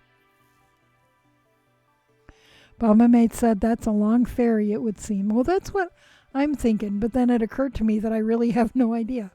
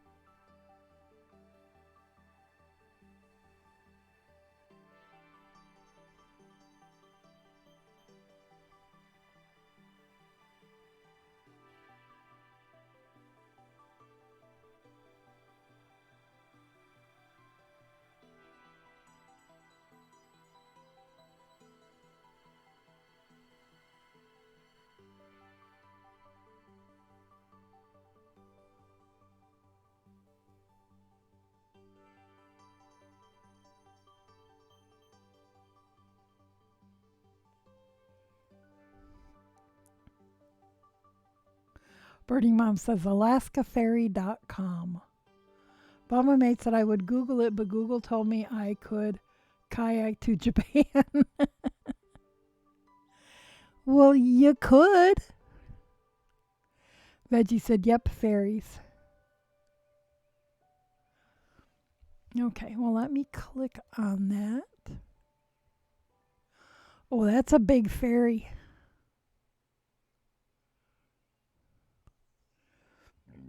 Excuse me, do those have sleeping berths?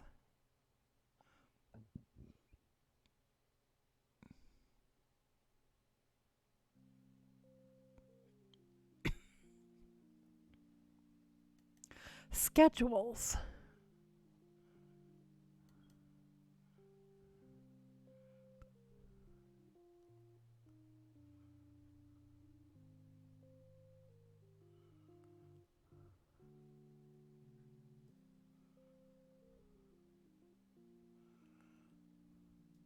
What's my departure point going to be? Bellingham?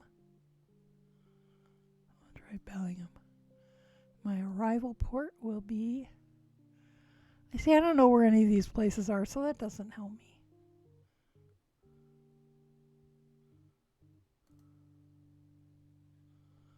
Okay, I have to mess with that later because I always feel like I'm ignoring you guys.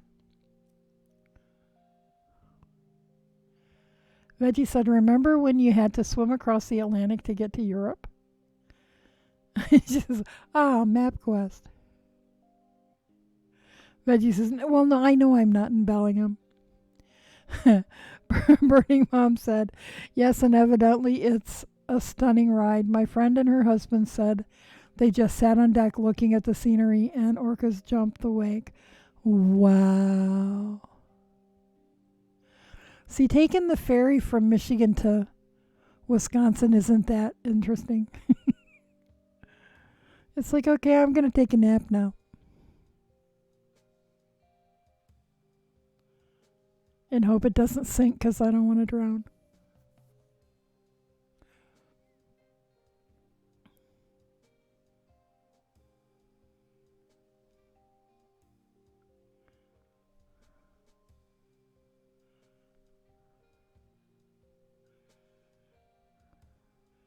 Boy, the last time I took a car ferry, we took one from...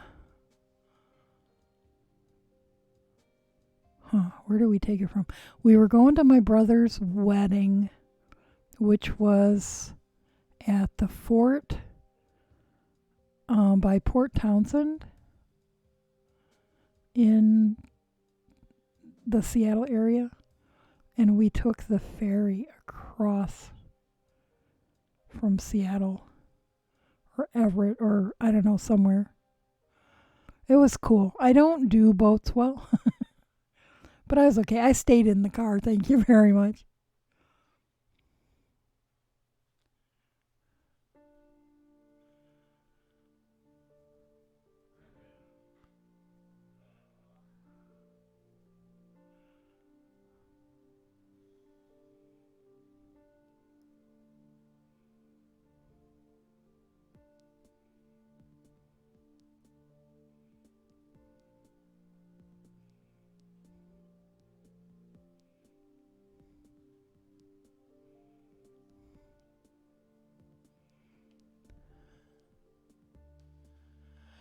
Veggie said, it'd be better than taking one in Seattle.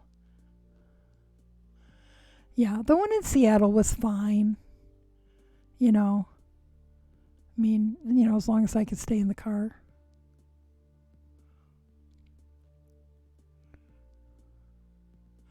Birding Mom said 60 hours from Bellingham to Juneau and then 2 days to Whittier. A 16-hour drive to Anchorage. That's a long way. Veggie says that's too long on a boat. Yeah, I'm not a person who's ever wanted to go on cruises.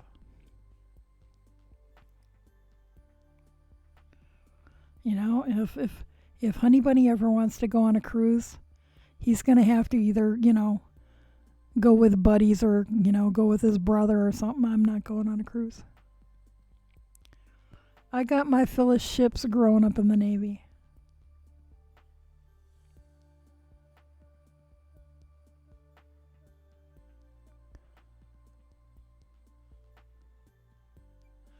Veggie said, cruises can be a real shiz show, lol.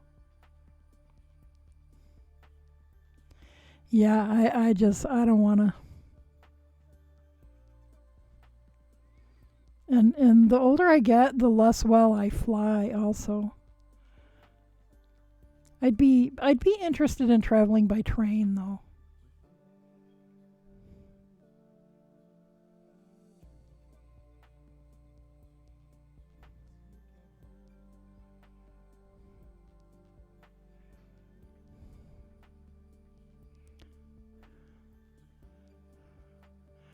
Veggie said, I don't mean shiz. Epoite said, oh, I loved mine. We got one with a balcony, and I just sat there and watched the world go by. Nope, no balconies. Not even on dry land. I don't even do balconies on dry land. My mother-in-law used to live in a condo in Seattle that had a lanai that faced the sound, and I couldn't even step out onto the lanai. It's like it's all closed. Sure, it's all closed in like a room, but it's still a balcony. I'm not going out there. Can't do it. Bomba Mate said Bellingham to Whittier's 4 days. It would be lovely, though.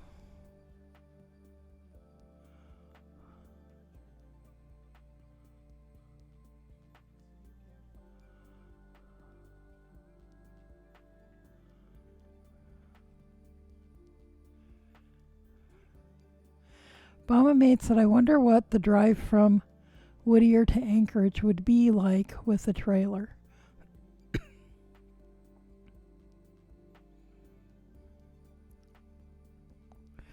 And she said, it's only 4 days to drive to Washington. Yeah, and what does it cost? What does that 4-day ferry ride cost? Epoite said, oh, then our new house isn't for you, lol. The whole back of the house is basically windows that look down into the valley. Now see, I could be in the room. I may or may not be able to walk up to the windows. I have this vertigo thing. It's really bad. We have a very small second floor porch. I hesitate to call it a deck. There's a deck on the first floor on the back of the house. There is a door on the second floor that goes out onto a porch and then down steps to the deck, which was the back door when the house was duplexed at one point. There was a first floor apartment and a second floor apartment. Before we bought it, that had been all undone and it's just one living space now. But I can't step out that door onto that little porch. I can open it and lean out a little bit and take a picture, but I can't step on it. My husband does. My husband and my stepdaughter go in and out that door all the time. I cannot. Bomba Maid said 4 days to float to Alaska, 2-day drive to Anchorage. So yeah, a month-long road trip. Burning Mom said, I've done the drive from Whittier to Anchorage and it's freeway. I don't remember its many windy bits.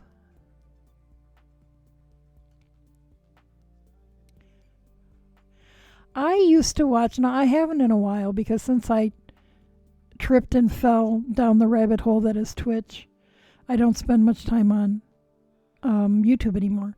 But I used to watch a woman who is in her 50s and has spent the last several years living in a motorhome and driving all over the country. And a year or two ago, she did an Alaska trip, spent much of the summer driving across Alaska and back.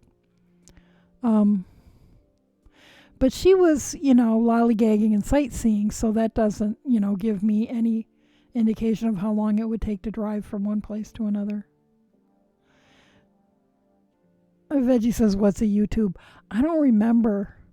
I still go back for Bernadette from time to time, but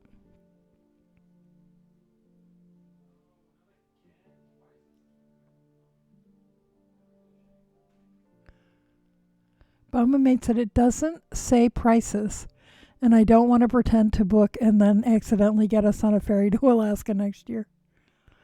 Yeah, and that person may not still have that loom by then anyway. So I vote for finding something, find something closer. But that is a very sweet deal of a loom. But it wouldn't be a very sweet deal anymore by the time you drove there and brought it back. Or tried to have it shipped.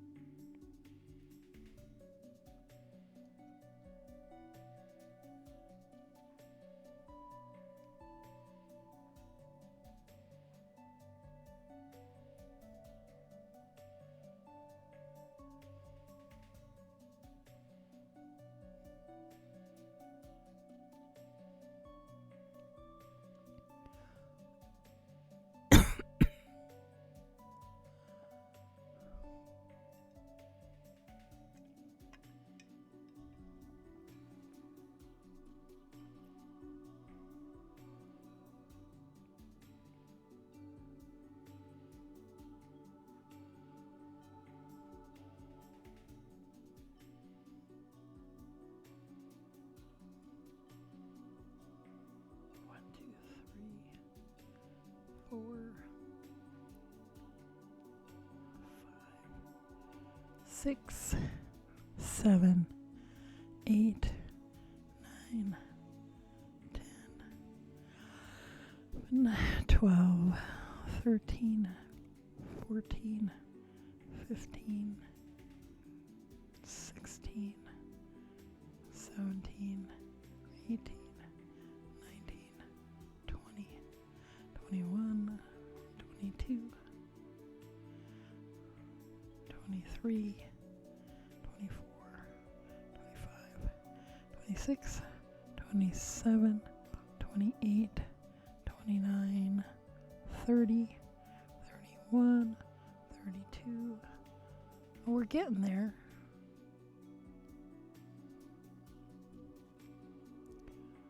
Not too terribly much more in regard to gusset decreases. Bumba Mate said, Google says it's only 2 days, 20 hours to drive the whole way. But it crosses all of Canada and parts of...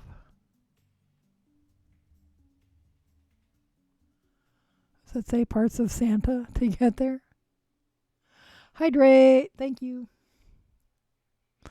Yeah, but Google Maps will say, 2 days and 20 hours, but that doesn't allow for stopping for gas or sleeping or anything.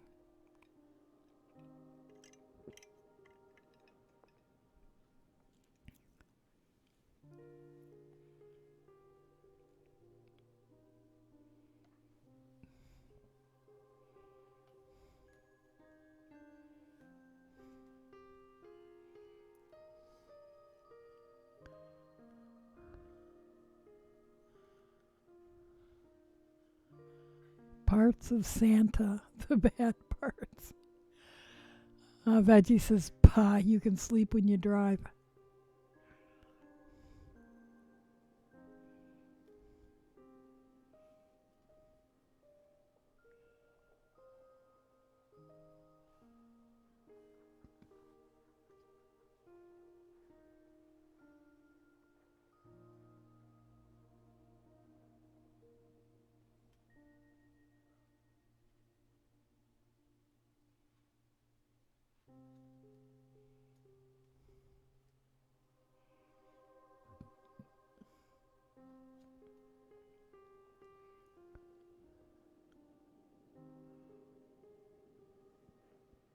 Veggie says, "Or drive when you sleep." Birdie Mom laughs at that.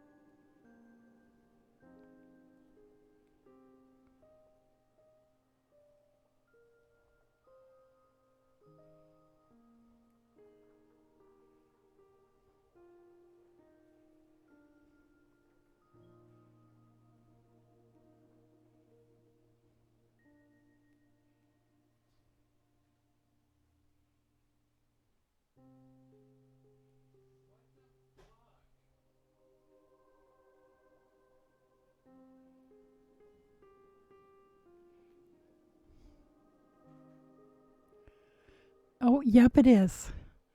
Let me knit across this last stretch, and that'll take us right about to... Oh, no, I guess we already are at break time. Alrighty. I'm looking at the how long I've been live, not the what time it actually is. And how long I've been live says 1 hour and 59 minutes. So I guess I didn't get started till a couple of minutes late. I have my cloth all discombobulated again. Okay, well, let's take about a 10-minute break. And then we'll come back and work on socks some more. If you guys don't mind. I mean, I don't know if you can actually even see what I'm doing. Or if you even care. Mama Maid said, "Okie dokie, I'm going to cut out this time. I stayed up way too late last night." Alrighty. You know, I hate all this, back to school and appointments in the morning. Oh, you guys can't stay up late and play anymore. Last night, for about the last 20 minutes, I think it was just me and some sleeping lurkers. There wasn't anybody talking to me. Veggie says, "Also slips out into the night."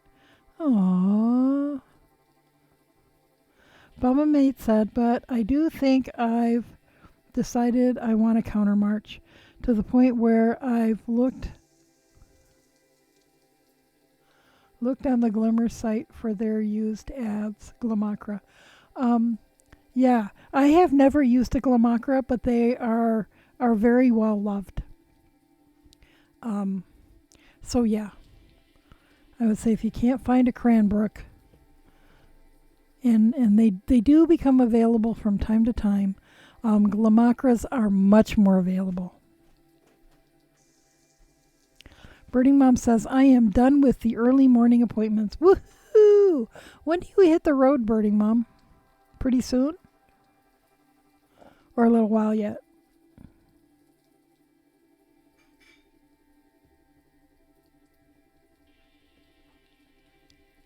And like I said, Mama Made, with the Glamacras and the Cranbrooks, they come apart into a lot of pieces. There's still a couple of big chunks, but they're a lot easier to transport than one would think.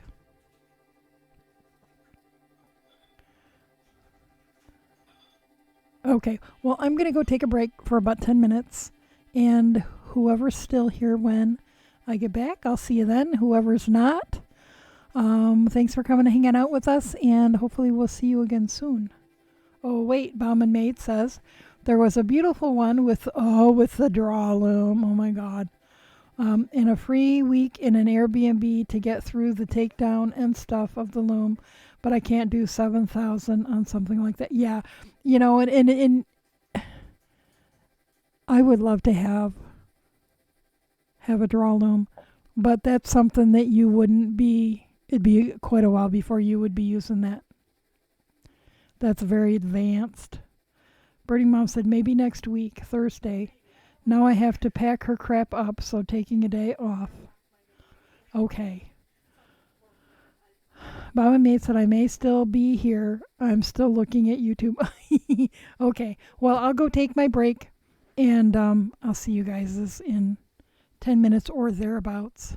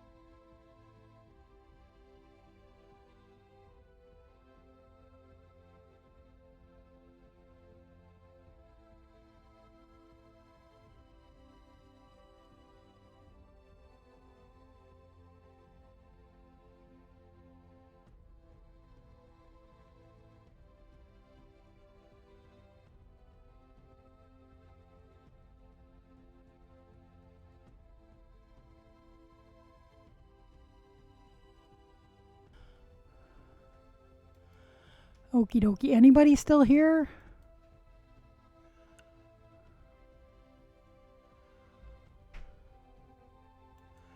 Hello.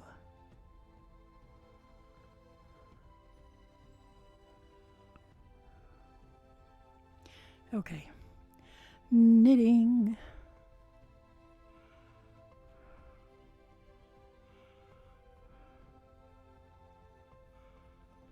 And Birdie Mom says, me.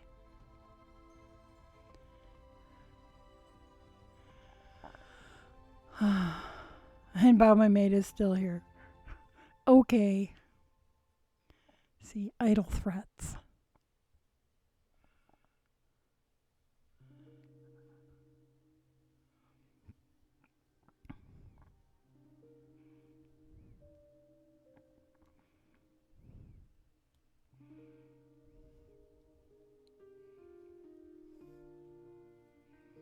And the kitty waves hi to Pretzel Rocks.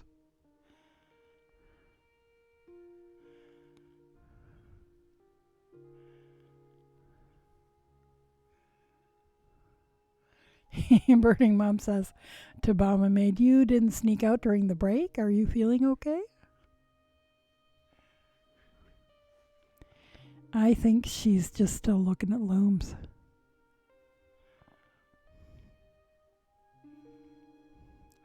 I remember what it was like being on the hunt. I was searching Ravelry and I was searching Craigslist.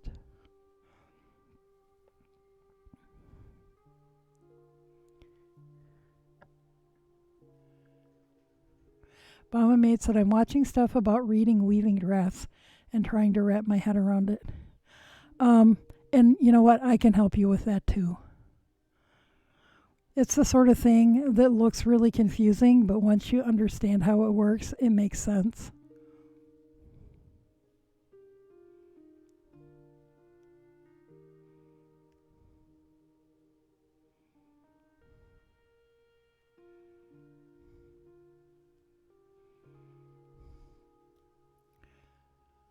And she says, it will be a while before I'll be able to get a loom, but I know myself. I will obsess over this for a while. Yep, I do that too. And I'm still obsessing about an 8-shaft baby wolf.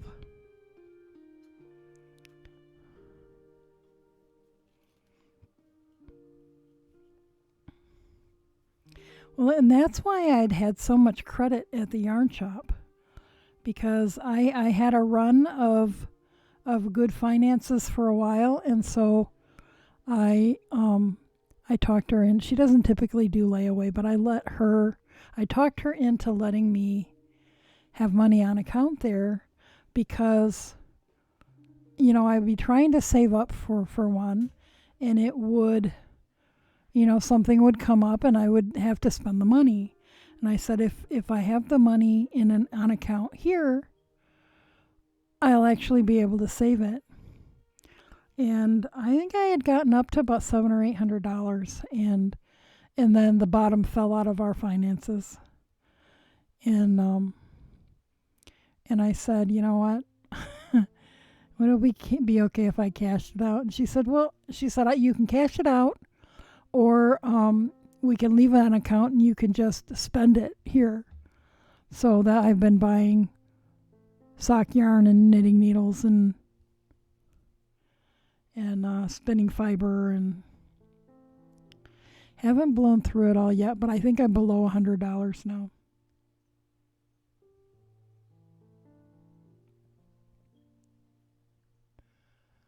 But I'm wondering, see, when we got the last, what do they call it, stimulus, was right about the time I needed a new computer. And so I spent that on the new computer and the table and whatever. And then, actually, that might have been a combination of stimulus and income tax refund by the time I got the new monitor and everything. And then, but I'm thinking, well, if we get another stimulus, maybe I should save that towards the loom. I mean, the loom's going to be more than that. If we got a couple of stimuli, I could swing it. I just need to load up my shop and get it open, and maybe people will buy stuff, and then I'll have some extra money.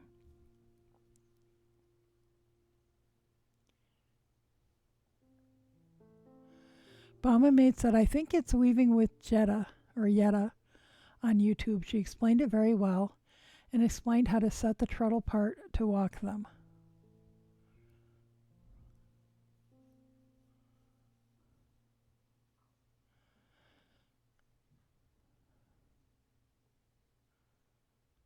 And then once you actually do that and it gets in your kinesthetic memory, then, that's when it really starts to make sense. Bama Mate said, but this one is using an app to be able to see the fabric and stuff with it. So I'm having squirrel moments. Oh, I have. Let me find it. Is she using iWeave-It? Because I have that on my phone.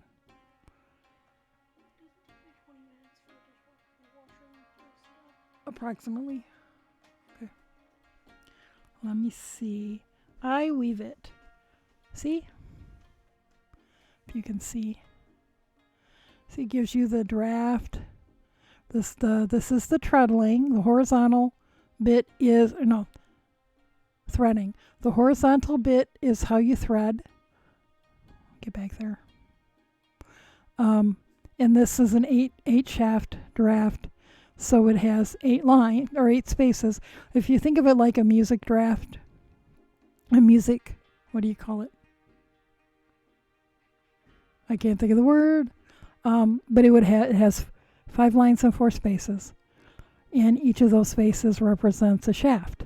And then the vertical piece is the order in which you step on the treadles. And this bit up here that just looks like graph paper is how you have tied up your treadles. And if you only have 4 shafts, it's a lot less complicated than that. So basically, this is an amazing. The iWeave-It app was $20, which is the most I have ever spent. But then it also has a threading tracker and a treadling tracker, and I paid extra for each of those so that you can, let me see. Nope, that's not it.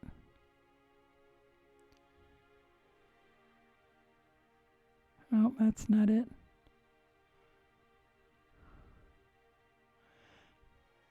Track threading. So there's my pattern, and it'll give me like the first 4, and then I tap. I hit start first, and then I hit tap, and it'll give me the next ones. So I thread those 4, and you can do the same thing with treadling, and that is a lifesaver because if I get interrupted, I have no idea where I was. Especially like at the weaver's cabin. People will come in and talk to me, and I have no idea where I stopped. And that can be bad if it's a complicated pattern. If it was on a phone or a tablet, that's the only one I know of. There are a bunch of different programs that will do the same thing for a computer, but they're all like, $300. So I have I probably spent $30 by the time I got the add-ons for the tracking add-ons.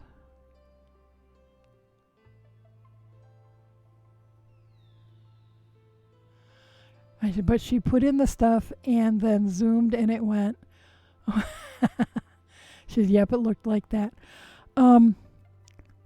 Now the computer-driven looms use similar software, and you thread it according to the threading pattern, and then you just have in the software you have the tie up and the treadling, and many of those looms don't actually have all the separate treadles.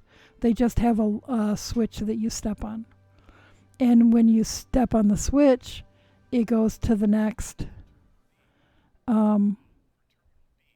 step in the treadling, and raises or lowers or whatever those harnesses, and then you just throw the shuttle, and then pull the beater, and then you step on the switch again, and it opens the next shed.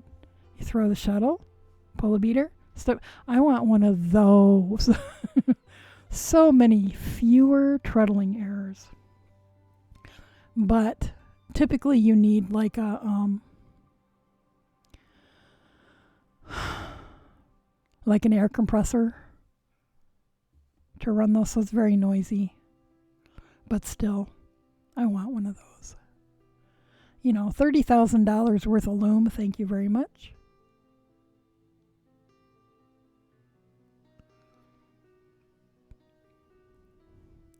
But if you have the computer software, then you can like print stuff, print stuff to paper if you want. I probably could with my phone.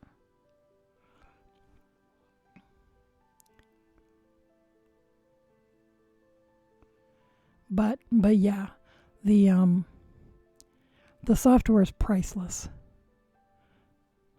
And having it on the phone makes it affordable.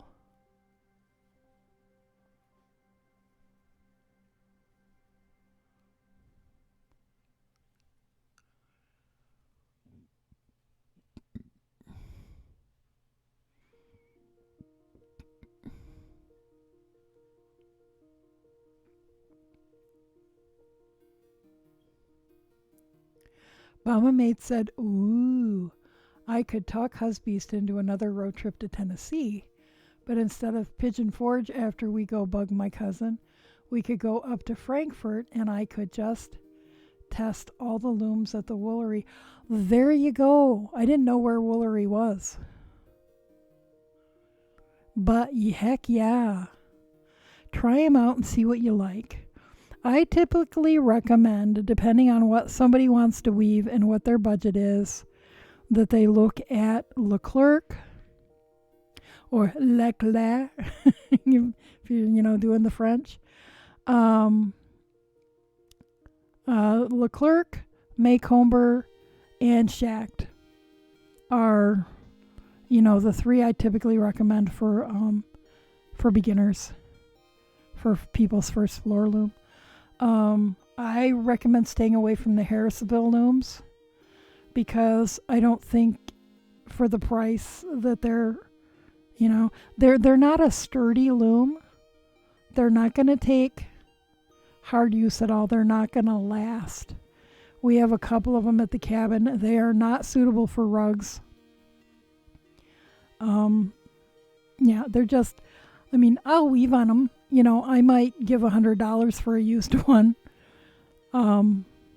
Actually, there's one at the Weaver's Cabin we don't use. It's like a 24-inch wide. And I've thought about offering $100 for that because it'd be a loom I could take to demonstrations and stuff. Although I'd really rather have the 8-harness Baby Wolf for that. The Mighty Wolf and the Baby Wolf are awesome looms and portable. The Schacht, I don't remember if they call it a standard or whatever, is a very good loom, but not portable. It comes in a wider width. I think the Mighty Wolf is 36-inch weaving width, and the Baby Wolf is a 26-inch weaving width, which makes it ideal for sheep to shawl because typically your shawl has to be a minimum of between like 24 and 26 inches. If you want a countermarch, then the easiest options in the U.S. are Cranbrook or Glamacra. There are others that exist but are much more rare in the U.S. But my mate said, Woolery has a Leclerc that cost more than my first car. What the hell? Is that the Weavebird? Weavebird or Weaverbird? That's a computer driven. And yeah, that's going to cost a lot.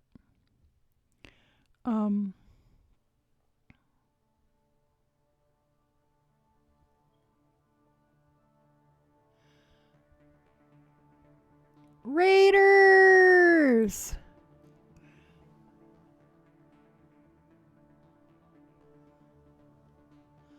How many dragons has...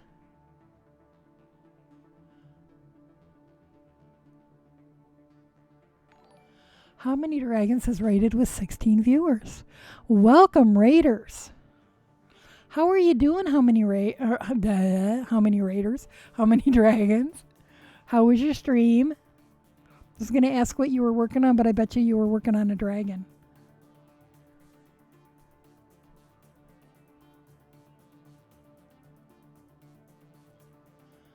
How is everybody?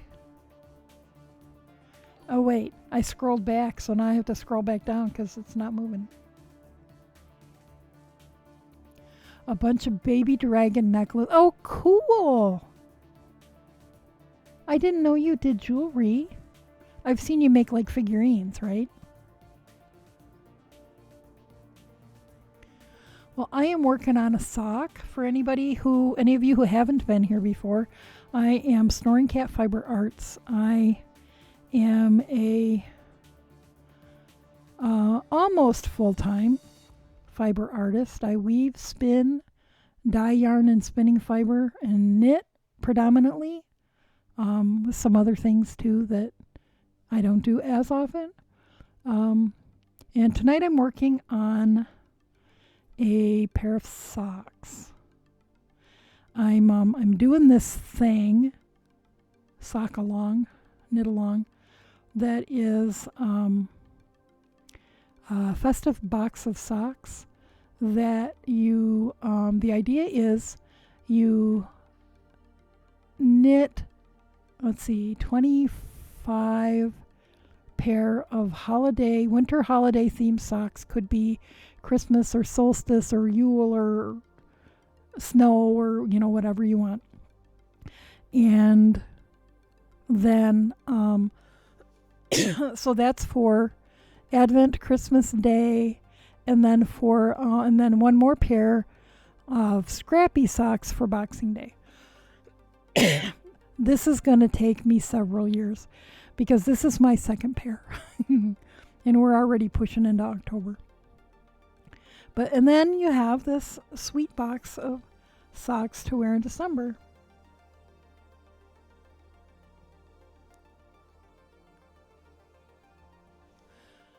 But my mate said, I'm pretty sure I want a countermarch, sturdy enough to do rugs, but that can do finer threads too, if that makes sense. Yes, it does, because that's what I want too. Something that can do a wide range of things. Yes, a countermarch, you can weave anything on a countermarch. You can weave heavy rugs that need you to beat the bejeebies out of them, all the way to very, very, very fine threads.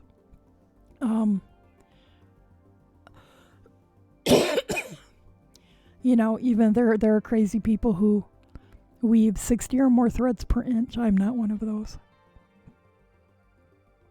I think 30 threads per inch is as fine as I typically go. And like when I when I weave dish towels, I usually am doing either 20 ends per inch or 24. And ends per inch means how many warp threads per inch on a woven fabric. But yeah. Yep. Maycomber is very versatile too. It's a jack loom. And jack looms are a little harder on your warp threads. So if you're going to be working with fine stuff at all, you keep that in mind. But Maycomber can pretty much do everything. Like I said, my concern at this point in my life is that as I am getting older, Boy, those treadles are really hard to push because the harnesses are so heavy, the shafts. Leclerc can do most anything, but if I was going to do a lot of rugs, I probably wouldn't get a Leclerc. Unless I got one of their big, counterbalance. A counterbalance from Leclerc is sturdier than a Jack Loom from Leclerc. But yes, I am. My heart belongs to Countermarch looms. I absolutely love them. And a part of that may be because that's what I learned to weave on. But I think they're so versatile. They're so sturdy. The fact that instead of like a Jack Loom lifts, I don't know how you can see that. Okay, Jack Loom lifts threads to open a shed. Counterbalance pulls threads down to open a thread. Countermarch Loom does both. So you get a very nice shed without putting a lot of strain on a lot of stress on the threads. Bama Mate said, and while getting to a weaving room where I can try looms out, I will most likely find a used one somewhere. Preferably not in Alaska, but damn it, that one looked nice. Yes, that and the price, holy crap. That loom's worth a lot more than that. And they probably have priced it so low because where they are, they can't get rid of it. Anybody who would want it is too far away. Birding Mom said, Bama Maid, if you can find a military family moving from Alaska that will bring it. Oh, yeah, like the Loom Railroad. There's a spinning wheel railroad of people, mostly people on Ravelry, who will make all kinds of arrangements and bend over all kinds of backwards to get antique spinning wheels from where they are to where you are. And I wonder if people would be willing to do that for a loom too.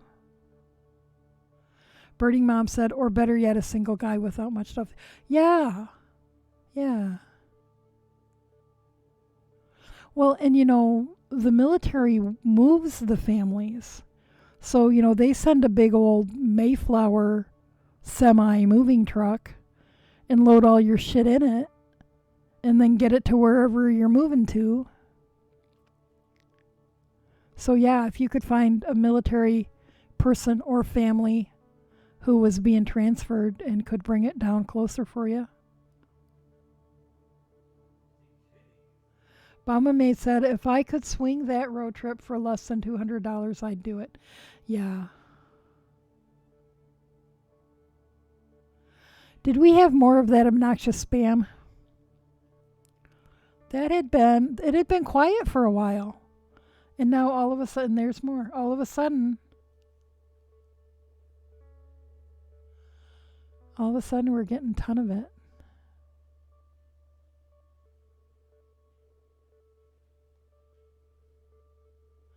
Yeah, Bama Made's as fast as Veggie. I thought Veggie was the quick draw of the West.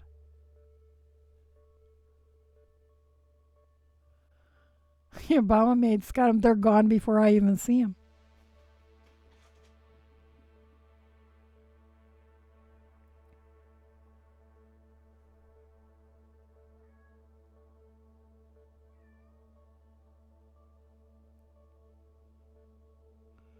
Oh, do you hear the cat?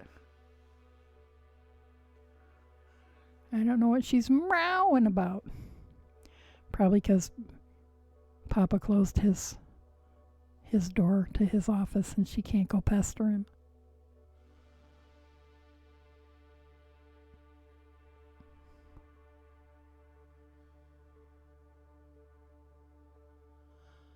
Bama Mate said, did you do the verified chatter thing? Dork told me about it. No. What's the verified chatter thing?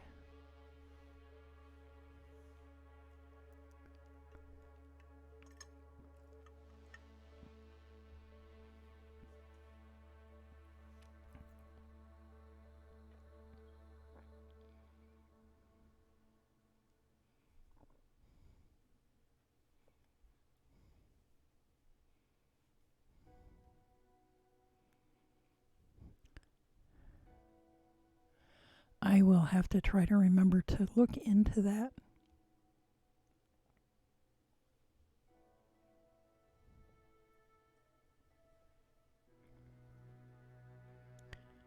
But if I make it too easy, there won't be anything for you guys to do other than count tinks. I had to count some of my own tinks last night because all the mods had gone off to, sleep or whatever silly thing.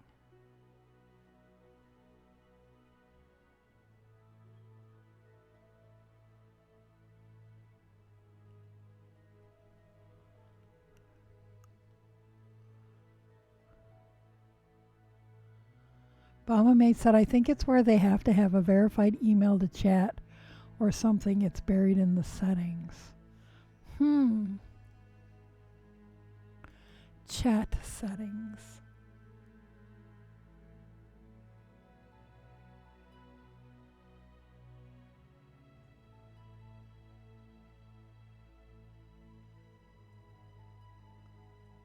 I don't see it on Streamlabs. It's probably on.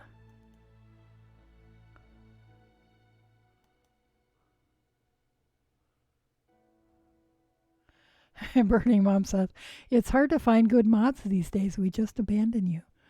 Well, last night everybody abandoned me. Like I said, like the last 20 minutes or half an hour.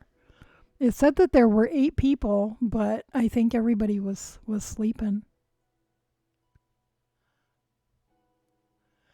Because I was just talking to myself. Mama Maid said, sleep schmeep. It's a Twitch setting. Okay. Look at Twitch. Is it in the chat settings? No, apparently not, because that looks the same as what Streamlabs showed me. Okay, I'll have to go search in the Twitch settings, which I'll probably be remember to do in like 3 weeks.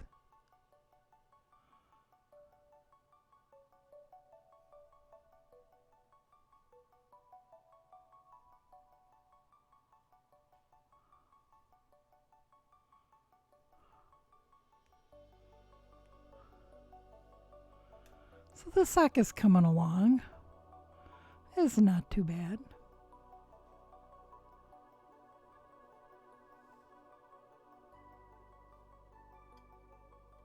I may very well do this pattern again in a solid color though. A lighter solid color so I can see the stitch patterns more easily. So say I could do it in undyed yarn, but heaven forbid those would be filthy in the first 10 minutes because, I'm hard on things.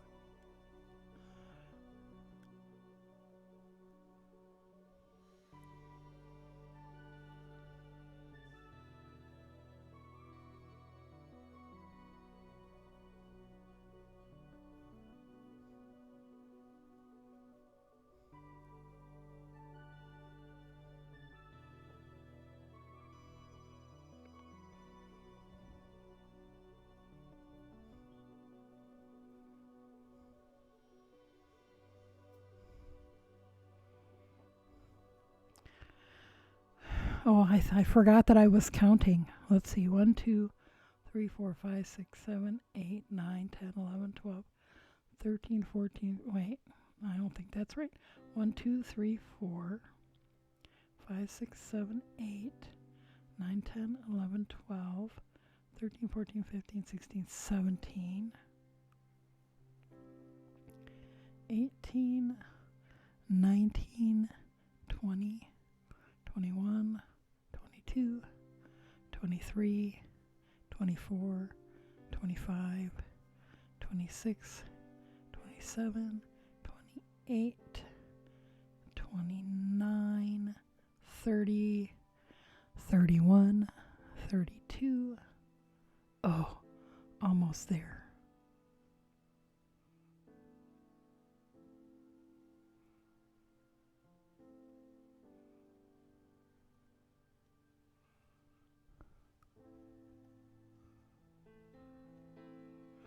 Birdie Mom asked, did you get your yarn order or is it still waiting to be picked up? I got mine and I placed it after you. The last thing my tracking says, and I think it was Friday, that it had been accepted by the USPS in Warrendale. And Warrendale is maybe 20 minutes from me, I think. And, and then the tracking just stops because once they punt it off to the post office to be delivered, the post office doesn't update the tracking. And I hate that. There's a UPS station, whatever, like 6 minutes from me. Why can't it just come all the way here? And why can't UPS deliver it? Why do they have to punt it to the... And I guess it's supposed to be cheaper. But if people are going to do that, and this isn't the first time I've had this happen. If people are going to use a service that uses more than one carrier, those carriers need to figure out a way to be able to, switch over the tracking, because now, I figured if it was in Warrendale a couple of days ago, or Friday of last week, yeah, perhaps I need to. I would have thought it would have been here yesterday or today. So I'm going to give them another day or two, and then I will call the post office in Warrendale.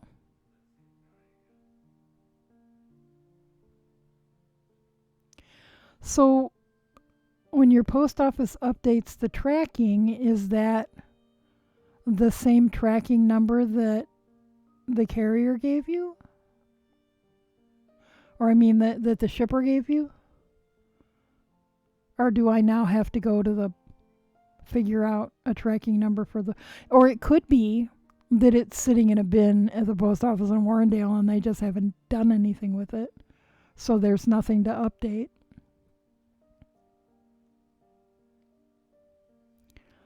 I don't know. I feel like I've been waiting a really long time. And it's not the seller's fault. I hate that when, the seller sent it. Although the other one I really hate is when you ship something, like you print the postage through PayPal or whatever that other thing is. But anyway, you print the postage online and then you drop it off somewhere, or drop it in a blue mailbox or whatever, and then the shipping never gets, or the tracking never gets updated, and so you can't prove you sent it. I've had that happen several times. Gotta wait for it to show up or not. Dork says, yep, always turn on the verified email thing for chat. It clears out a lot of the spam posts. Is that, but it doesn't appear to be in my chat settings. I need to go to my Twitch dashboard or whatever. Is that what I have to do? Burning Mom said, I'd call Dire Supplier and ask, because I ordered like a week after you and got mine Friday. It's not the seller, but they are the shipper's customer, and the shipper will look for them. Okay. Alrighty, I will do that. If it doesn't come tomorrow. I will call Dire Supplier. Because I want that yarn. I want to play with it. Because I want to order more. Dork says, yes, it's in your dashboard. Okay. Okay, thank you so much, you guys.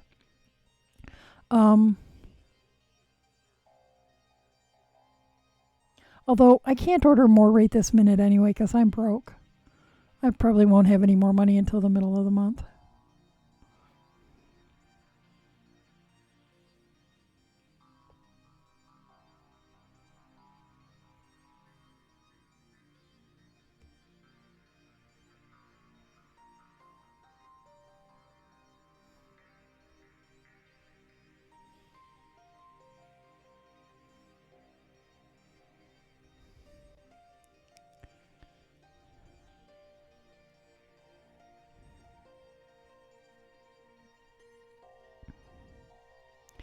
But yeah, I hadn't had any trouble with the spammers, and I mean, just a little bit when I first became an affiliate, and then nothing for a long time. And just in this, what has it been? Maybe the last week. Last night it was crazy. It was like 6 in a row, and then a couple of minutes later, a whole bunch more, and then just that little swarm tonight.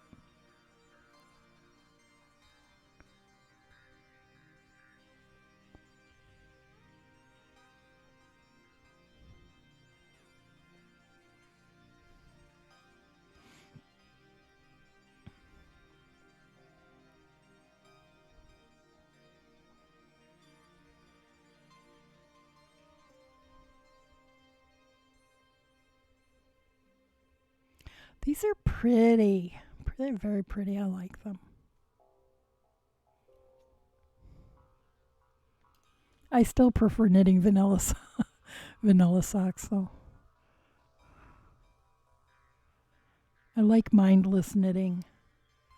But like I said earlier, this is probably good for my brain. My brain can use the exercise. Maybe it'll help with words. Okay, so this might be my last decrease row. 1,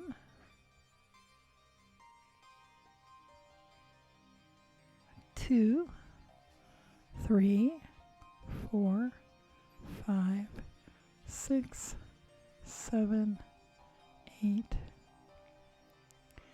9, 10, 11, 12, 13, 14, 15, 16, 17, 18, 19, 20, 21, 22, 23, 24, 25, 26, 27, 28, 29, 30, 31. Oh, nope, it's not the last one. Let me count those again though. 1, 2, 3, 4, 5, 6, 7, 8, 9, 10, 11, 12, 13, 14, 15, 16, 17, 18, 19, 20, 21, 22, 23, 24, 25, 26, 27, 28, 29, 30, 32, 33. Okay, so a couple more decrease rounds.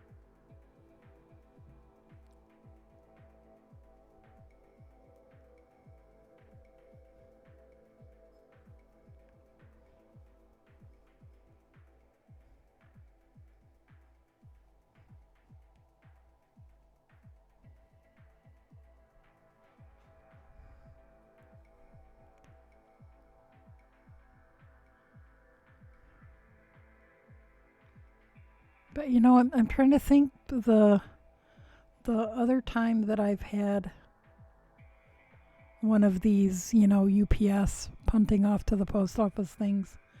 I don't think I got any updates after it was in the hands of the post office that time either. So maybe just the post office here is annoying. But yeah, if it doesn't come tomorrow, I'm going to look into it because I'm starting to feel impatient. 1, 2, 3. Oh, that was supposed to be a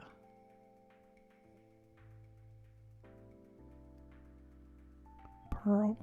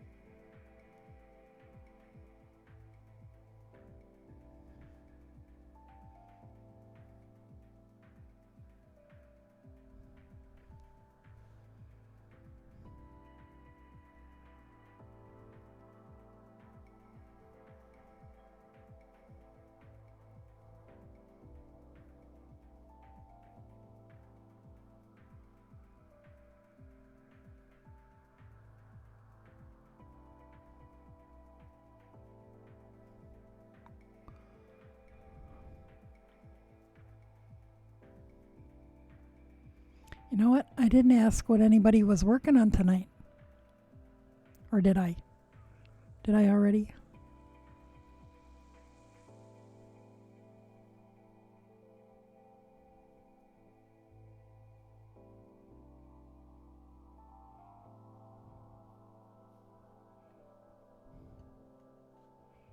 So, Birding Mom, what yarns did you get?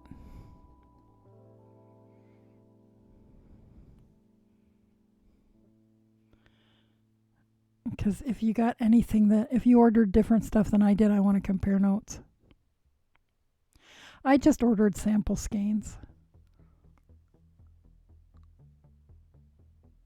Birding Mom's working on socks and her weekender. Socks, always socks.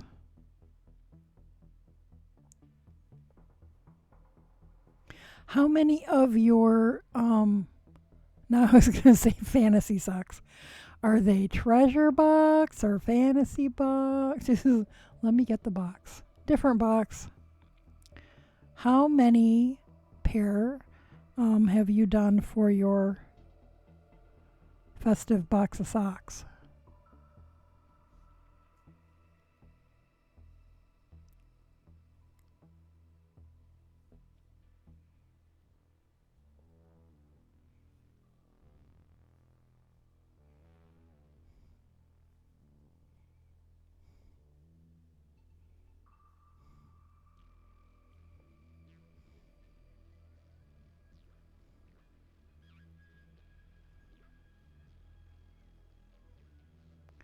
And she said, yes, always socks.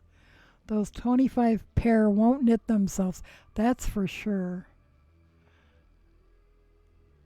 I'm pretty darn proud of myself that I'm on number 2. Given everything that's like going on lately.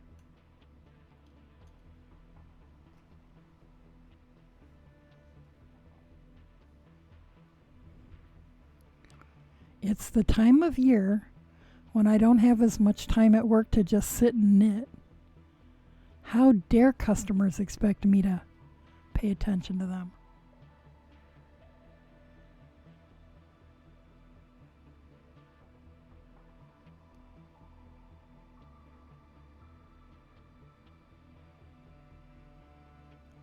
Mama May said, alrighty, I'm off to bed. For reals this time. I keep staying up too late. I hear ya. Well, thanks for hanging out. And thanks for falling down the loom rabbit hole, because that's a fun place to be, and I can live vicariously through you.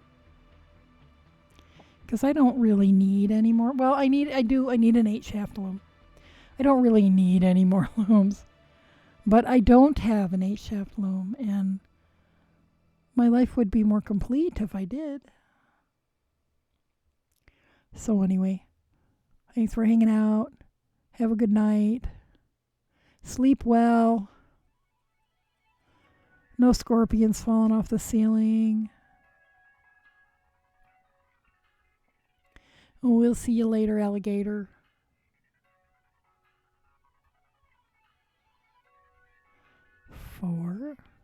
5, 6, 7, 8, 9, 10, 11,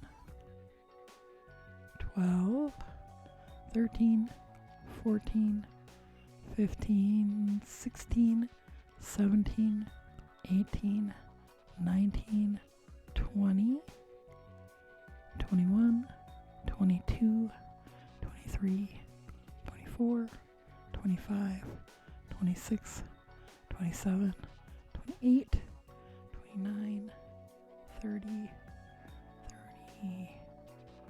31, 32, 33. Okay, the next one will be the last one.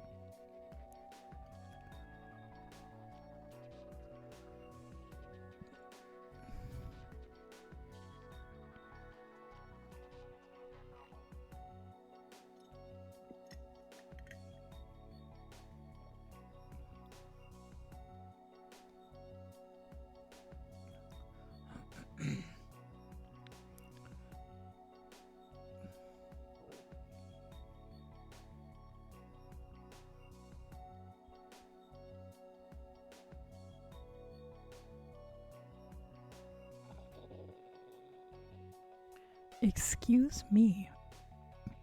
Pepsi is talking back.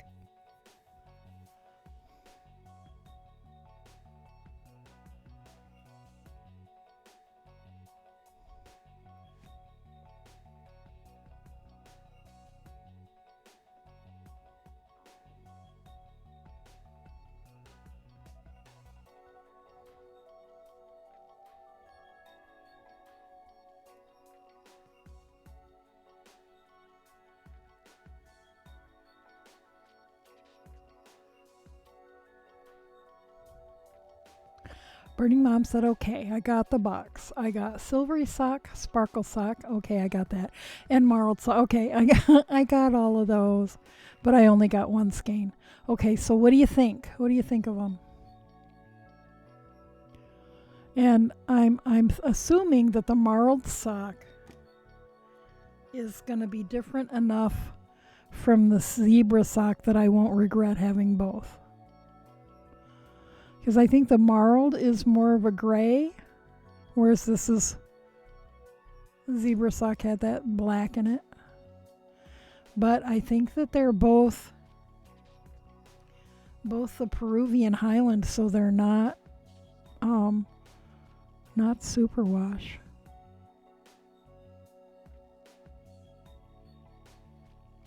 But I would love your opinions.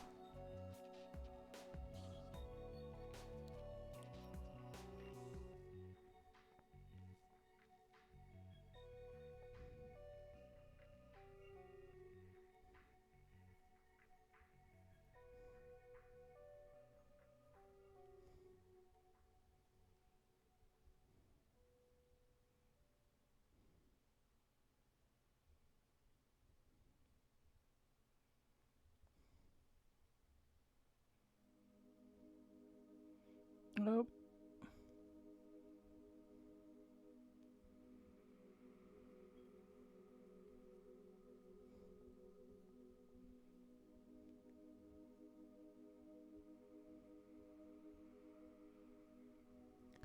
She said, Marled is more black and white than Zebra.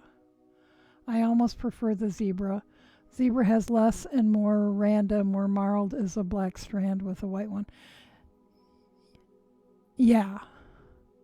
Yeah, Marled is like, you remember rag wool sweaters that everybody was wearing in the early 80s? That's kind of like, Marled is kind of like rag wool. Pretty much a barber pole where yeah, the Zebra is very random. You see there are big sections that are just white.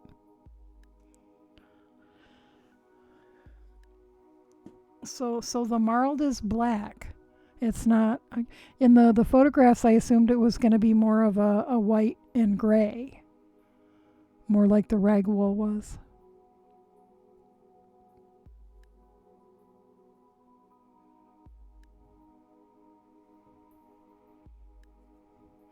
And what do you think of the two sparkly ones?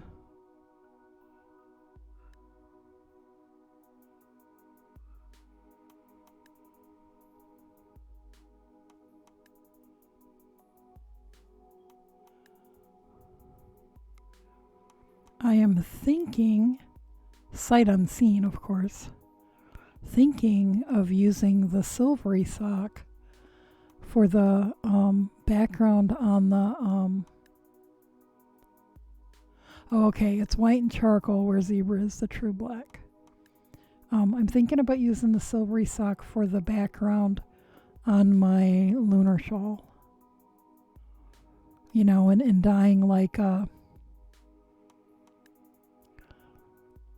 maybe like navy, royal blue, and black colorway, you know, to represent the night sky, and then just a plain undyed, non-sparkly yarn for the moon phases. But we'll see. Like I said, sight unseen. I may decide once I've seen it that it'll be too sparkly for that. In which case, maybe I'll just use the regular sparkle.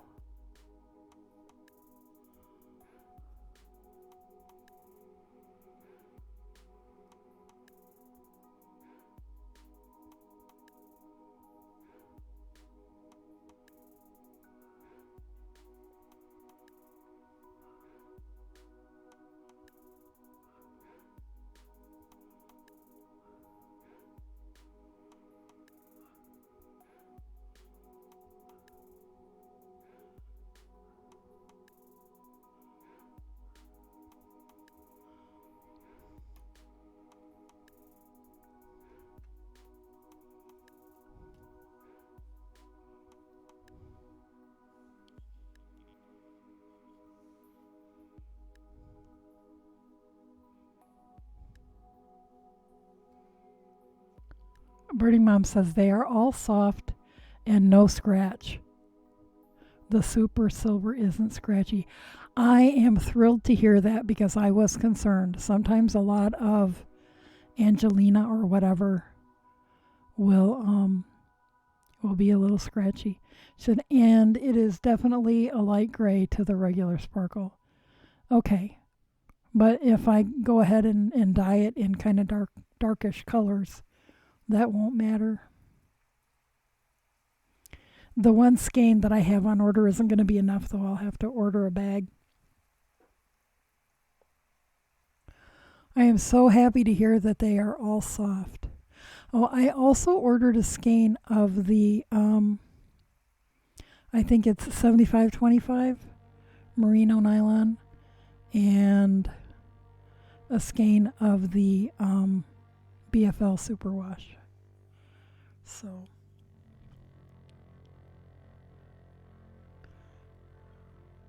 Birdie Mom said, oh, and I have 11 pairs done for my festive box with number 12 on the needles.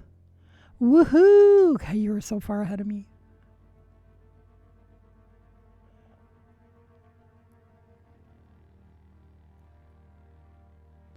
Well, I was whipping through socks pretty quickly for much of the year,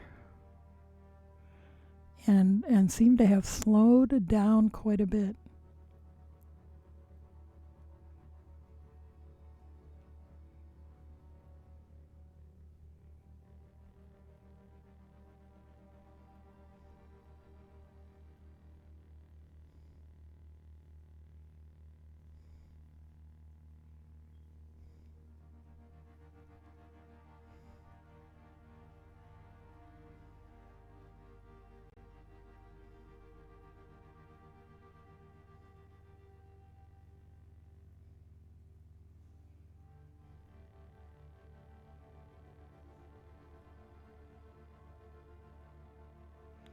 Okay, that should be.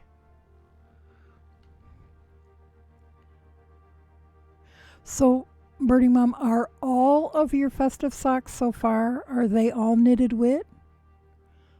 Or have you snuck some other things in there too? 2, 3, 4, 5, 6, 7, 8, 10, 11, 12, 14, 15, 16. Crap. 1, 2, 3, 4, 5, 6, 7, 8, 9, 10, 11, 12, 13, 14, 15, 16, 17, 18, 19, 20, 21, 22, 23, 24, 25, 26, 27, 28, 29, 30, 31, 32. Okay. Phew, that's all of the decreases. This looks ginormous, but I guess I have fairly big feet.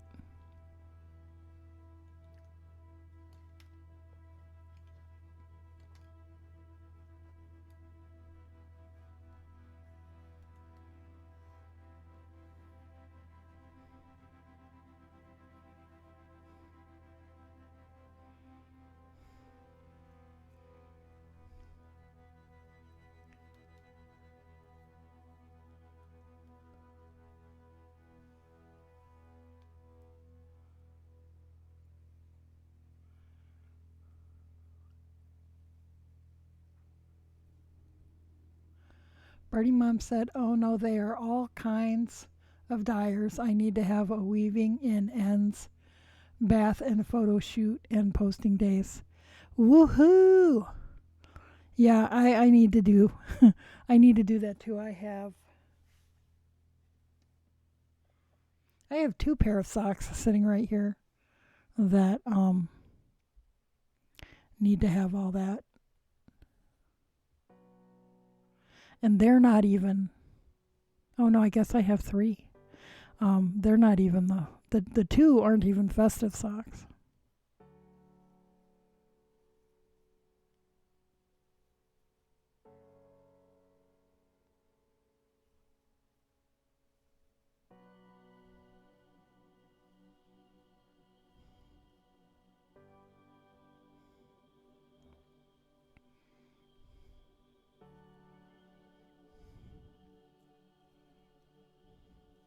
I did manage to take a few fingerless mitts pictures this weekend that I need to get uploaded to the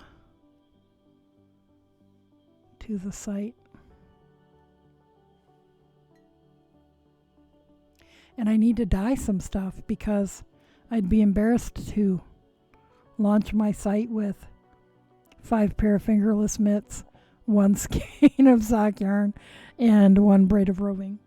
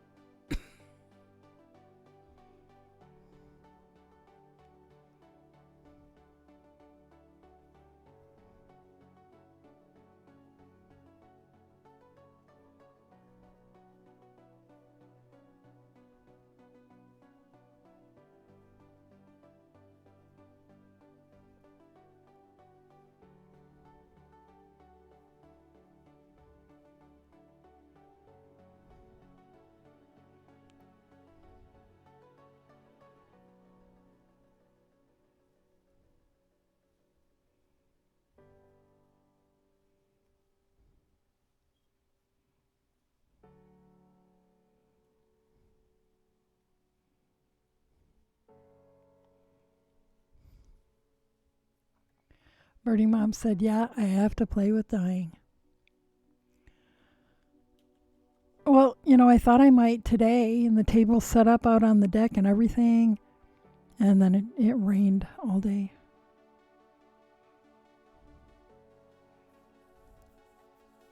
Wonder if it's supposed to rain tomorrow. I shall take a peek. Whoops.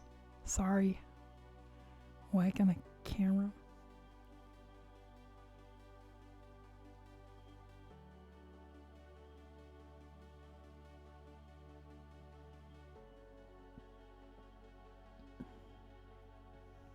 Oh, yeah, I'm supposed to have some rain tomorrow, too.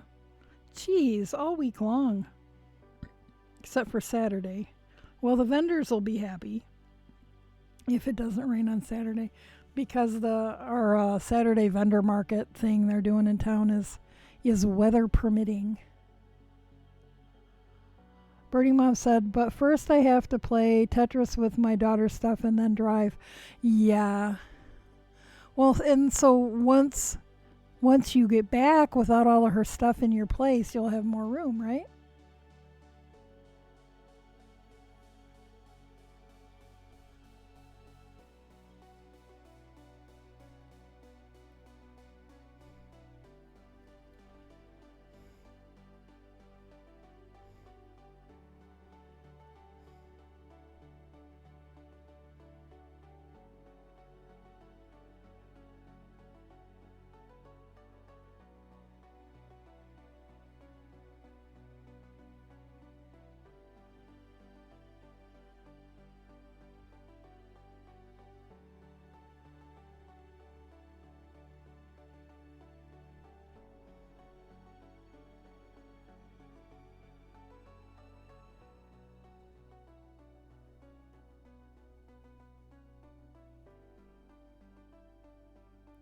See, sometimes I think I need, a studio space. But then I think, well, but if I had to go to an outbuilding or, a separate studio space and another rent that I've rented or whatever, that I'd be less likely to go. Less likely to do it because I have to leave the house, get dressed and leave the house. But I don't know that that'd be any worse than not having dedicated space in my house and I have to, drag a table around and set it up and make noise and bother people who live here and stuff like that. Birding Mom said, yeah, technically, her stuff is upstairs and the yarn dyeing is in the basement or kitchen, so they're not related. Oh, well, I was trying to help. Yeah, my soap making is in the basement.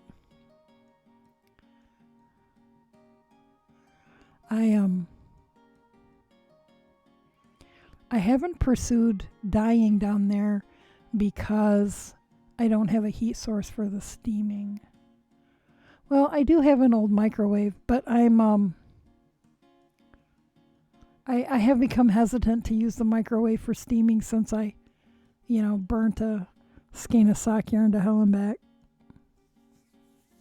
All the years that I've been steaming in the microwave, and that's the first time that's ever happened. But it still scared me, so I've been trying the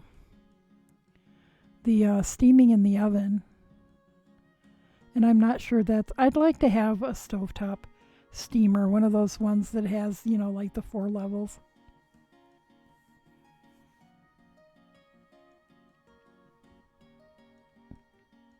Because I think that even in the oven, even at a relatively low temperature, if I were to forget about it for long enough, I think it would still scorch.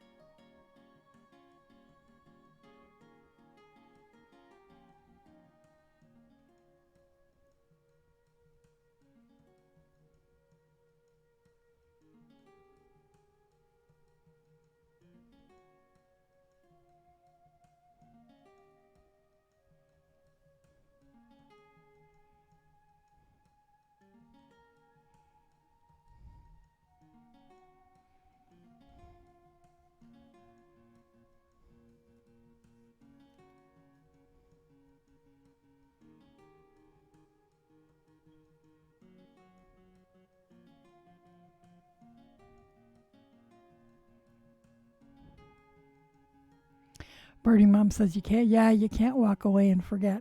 Well, see, and in the microwave, I couldn't forget because it just, it goes for how long it goes and then it beeps. In the oven, I can forget.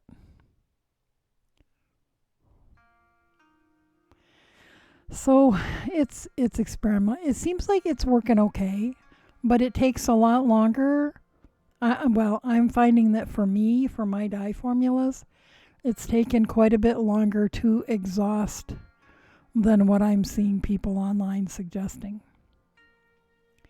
Because I've seen people say, like, set the oven for like, 225 and, put the fiber or yarn wrapped in plastic wrap in for 20 minutes, and mine's nowhere near exhausted. But it could be because I'm using a lot of fuchsia and turquoise in my color mixes. And those are notoriously long to exhaust.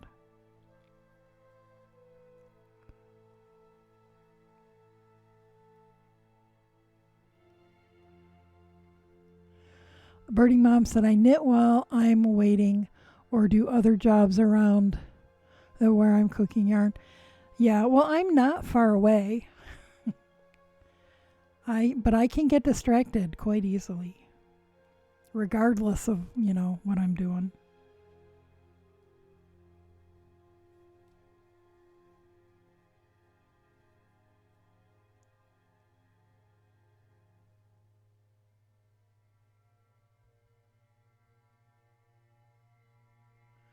Oh, I did see an hour ago.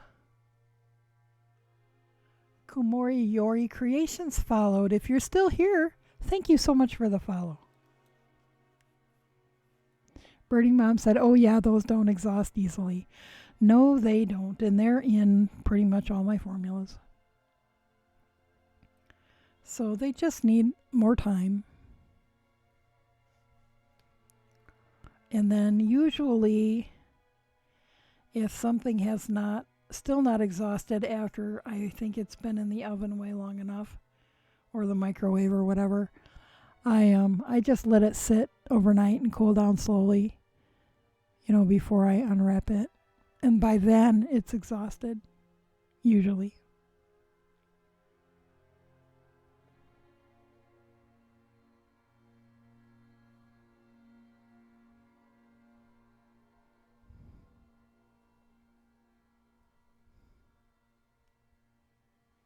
But yeah, I need to toss a couple of skeins in an orange dye bath yet too. I can do that in the house when it's raining. Just have to remember that I need to do it.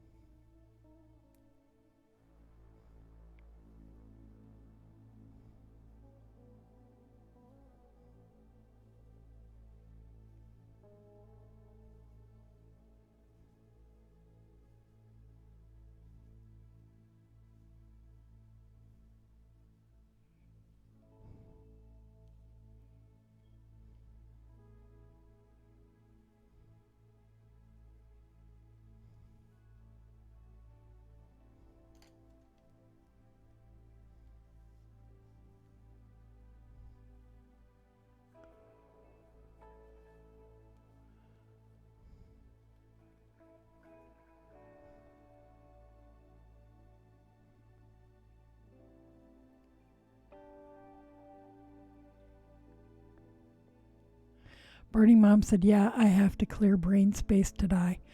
Well, that's an absolutely perfect description. I need to clear brain space for a lot of things, and yeah.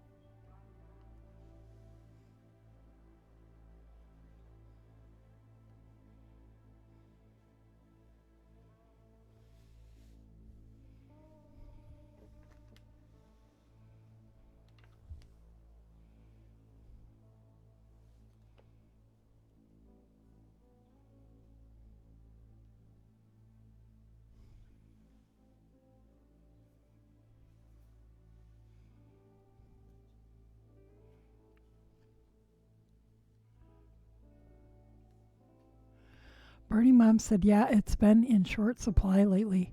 I'm hoping a 7-day drive will give me some. Yeah, lots and lots of time to just chill. That sounds so awesome. So are you gonna fly back then?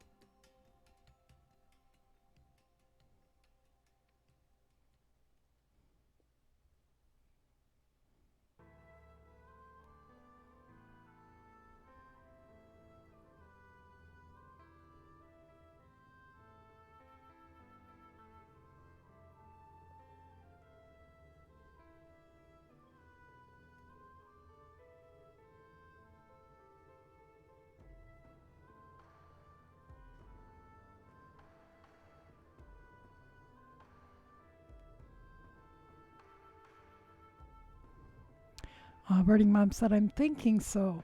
I don't want to take too long getting back, and I'm not sure I can do another 7+ days back by myself. I'd be willing to try. Boy, if I could have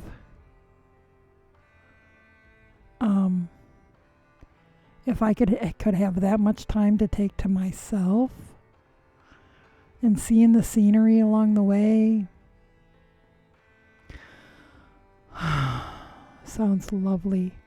But yeah, that's a lot of alone time, and I'm not used to being alone, so maybe 7 days would be plenty.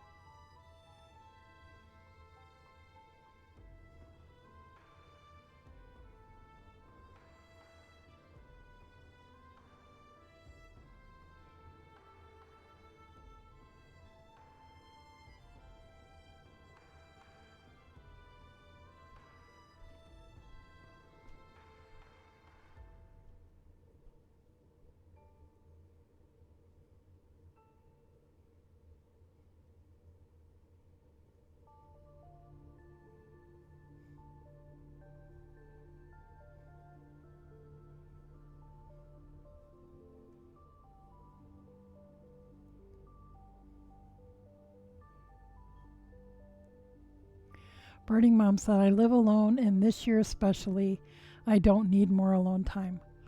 But driving is like processing time. I find it a different headspace. Yeah, well, and I understand that. I'm very rarely alone. When the guys were both working midnights, Honey Bunny and Housemate were both working midnights, and stepdaughter didn't live with us yet. I had about a year of being home alone every night from, God, what time did they go in? So they'd leave the house at 7:30 and then get home at 6 in the morning. And at first it was like, oh, this is so nice. But after a while, I started hearing every little sound and be like, okay, I could be not home alone all night anymore. But I like living alone and have lived alone for periods of my life and would be willing to again if circumstances demanded it. I do like having at least somebody around, but with as many people as we have in the house, I don't get enough alone time. The Honey Bunny has his little office upstairs, his little man cave thing, and he can shut the door. And anybody can go in. You just have to, he prefers if you knock before you just barge in. But he's not, trying to exclude anybody. I don't have a private space. My little space here is in a corner of the living room.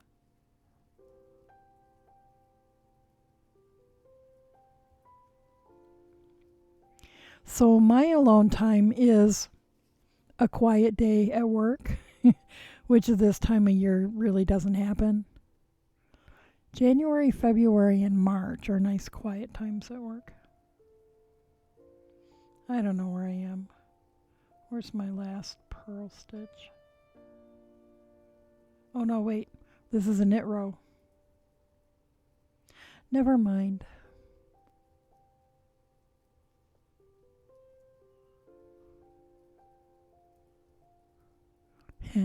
I think we lost all our raiders and we're right back to where we were. Just the usual lurkers. Although I am noticing that I've probably said this because I always forget what I've already said. People's Twitch streams are being more lightly attended than usual. It's like as I was noticing that my numbers are down a little from where they were. But I'm not panicking about it because it seems like a lot of people's numbers. I was hanging out in somebody's stream just before mine, who she's usually got, about the same number I do, 7 or 8 people a lot of the time on average. And tonight she had 3. And, right now my viewer count says 4. And about this time last night, I think that we had gotten down to about this number.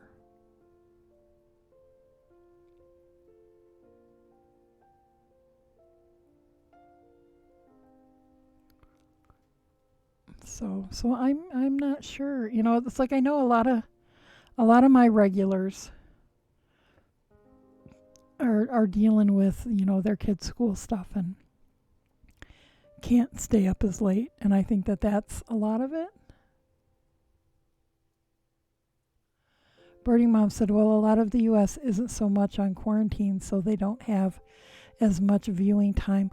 Well, yeah, but hasn't most of the U.S. not been so much on quarantine for a while now? Because I know we haven't really here been on quarantine since, early June. I mean, we're still in the green phase, but as far as I know, there aren't any businesses that are still shut down.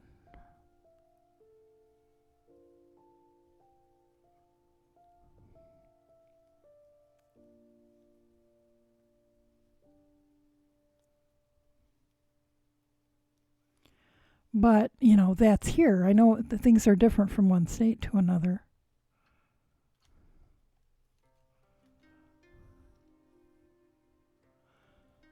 But,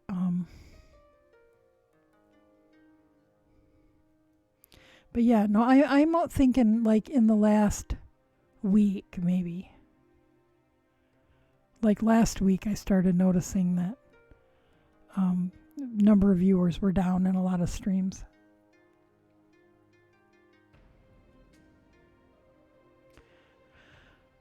But I do notice that a lot of people who were around a lot during quarantine just kind of pop in from time to time now, because you know their life went back to their pre-quarantine schedule.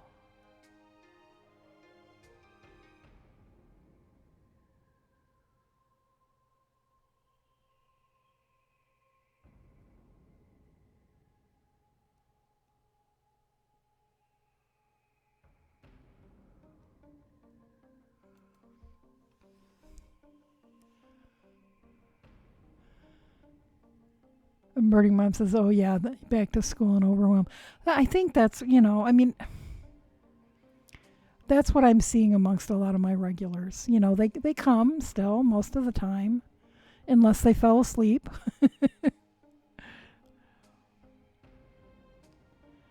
But you know, to be honest, a lot of days, you know, I sit here in the late afternoon or into the early evening thinking, you know, do I want to cancel my stream tonight and just go to bed? But then, you know, I doink around and next thing I know it's time to stream and I'm like, oh, okay, yeah, I'll come hang out. But, you know, so I definitely get the overwhelm thing. And I don't even have, I mean, well, yeah, I do have a kid in school, but she's an adult. So, you know, I mean, I don't have to deal with her stuff. She's dealing with it herself. So I can't even imagine, you know, if I had young kids and I was having to deal with the school and be up and make sure that they're logged in and all that kind of stuff. Supervising. I guess, see, that's the difference is she's still in school, but I don't have to supervise anything. She's responsible and takes care of it herself.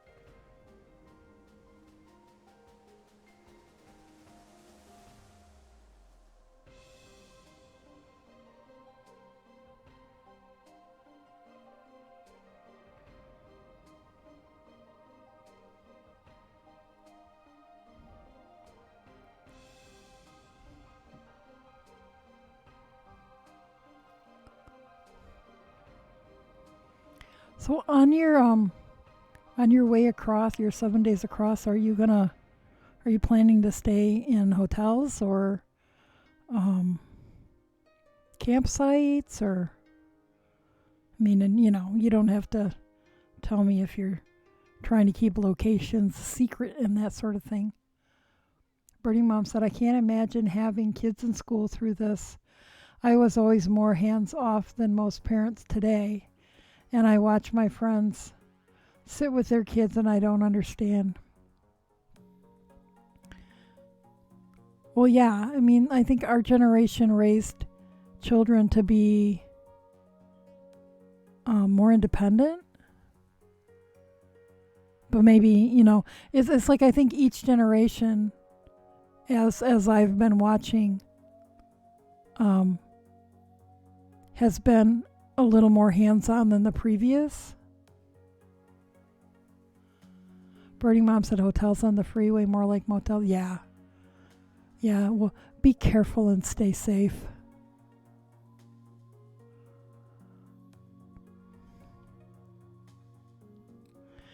I just keep thinking about, I want to go, I so badly want to go and spend, just a couple of days with family and friends up in Michigan. But, it's like, but then I have to stop at rest areas and use the public restrooms.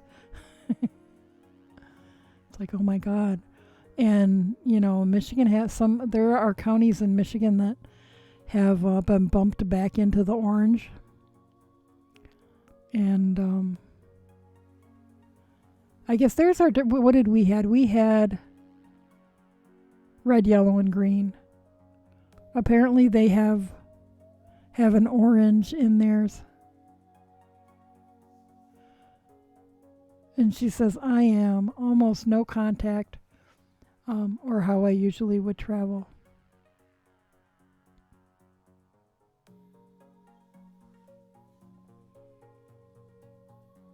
Yeah, and I think that I would take, if I'm gonna drive, I'm gonna take my own food too, and not, because if I drive up to Michigan, I almost always would stop and get fast food in Maumee, which is near Toledo.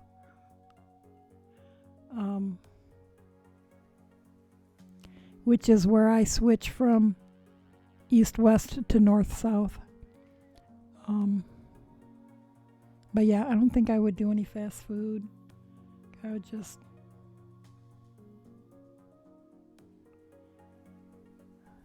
be as self-contained as I could.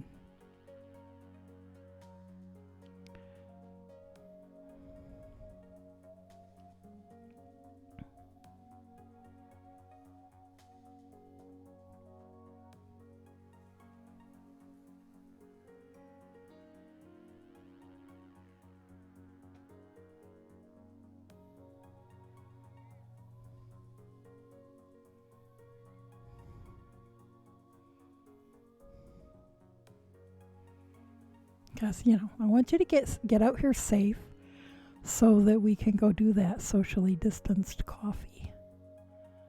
Or maybe even lunch. If I have any money, maybe we could even do lunch.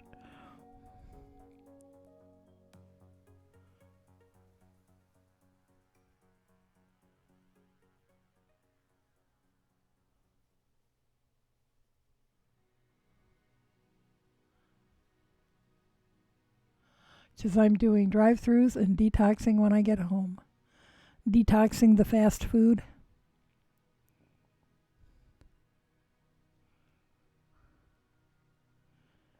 Yeah, it's been a while since I've had fast food.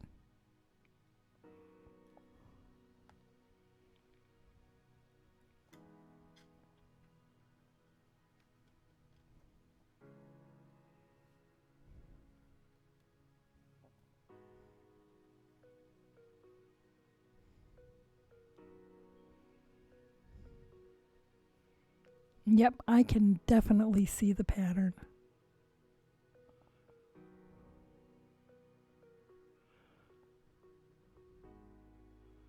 And I can see that I need to clean my monitor.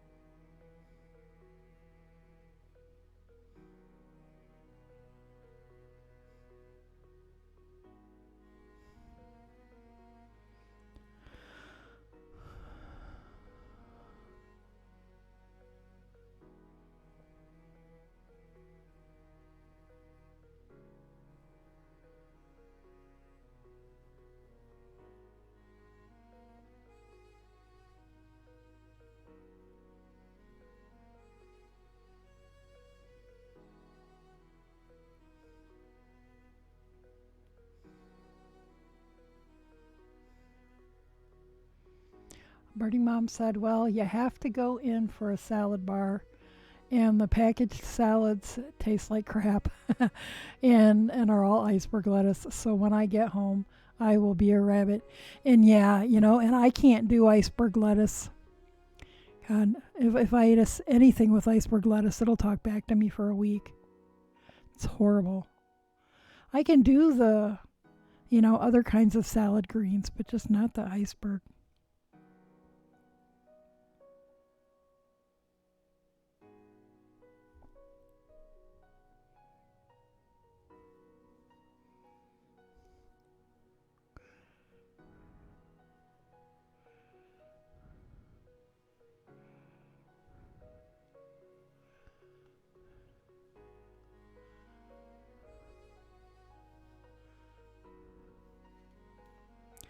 Yeah, but there are some places that I can do better than others.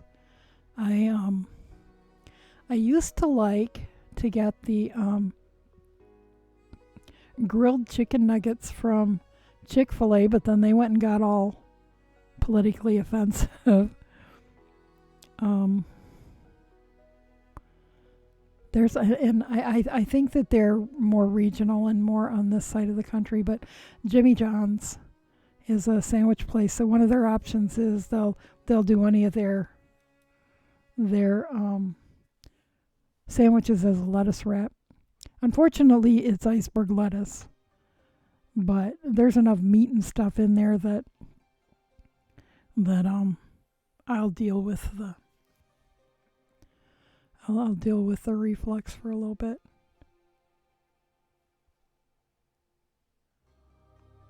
Birding Mom said, and I grew up with a mom who was terrified of public restrooms. So I was raised not touching anything, so those don't scare me. Well, that's cool.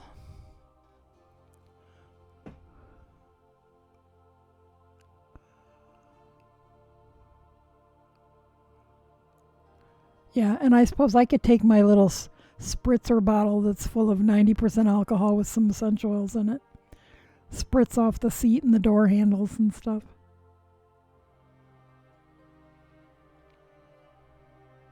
I kept seeing articles saying, don't make your own hand sanitizer because it's, the recipes that are out there, they don't work. But then I thought, well, my hand sanitizer is 90% alcohol with some essential oils in it. And then I actually looked at the do make your own hand sanitizer recipes out there, and they're mixing rubbing alcohol and aloe vera gel, and yeah, that's not enough. The amount of aloe gel they're putting in, it's not enough alcohol to kill stuff. Birdie Mom says you don't have to touch those. Yeah, I know, and I don't ever touch the flush handle unless it's one of those ones that's in the back of the wall. And it's a you. I had a registered nurse that I had training with when I worked in group homes. She was, like, use your foot to flush the toilet. And so I typically do, unless I'm having a day when I can't get my foot up that far.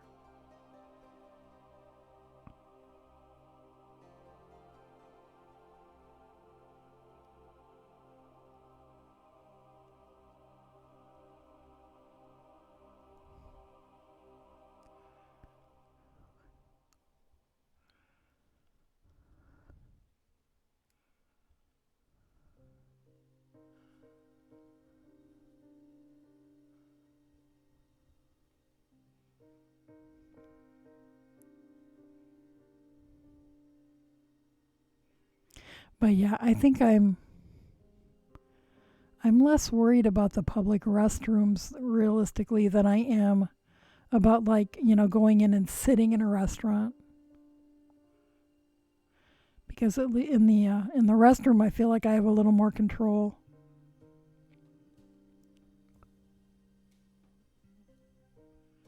Birdie Mom says I go in with a paper towel and use that for everything. Don't put it down, then toss and hand sanitize when you are outside. Yeah, Yep, that works.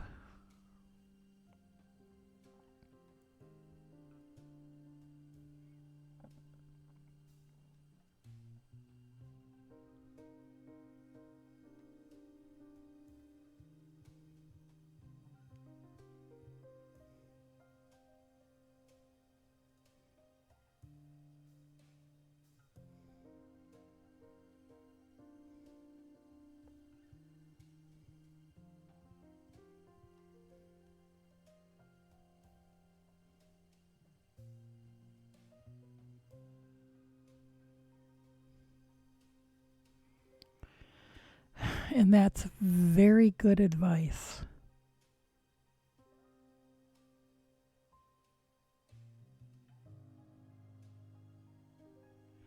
Okay, wait a minute. What am I doing here? One, two, three,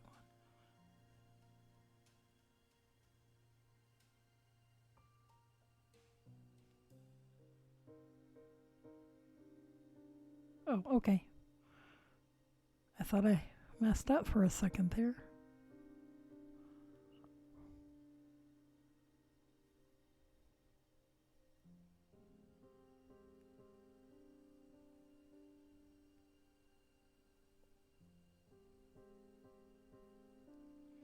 Well, and I know for like half of my drive, I would be on the turnpike.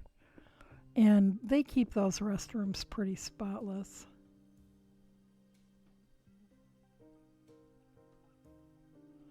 But then it's once I'm, on the interstate and, using the restrooms at gas stations and stuff that they can be a little more iffy. 2,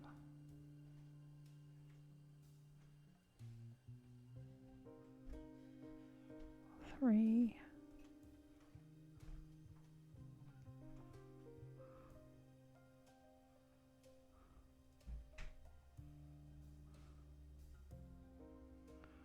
Okay.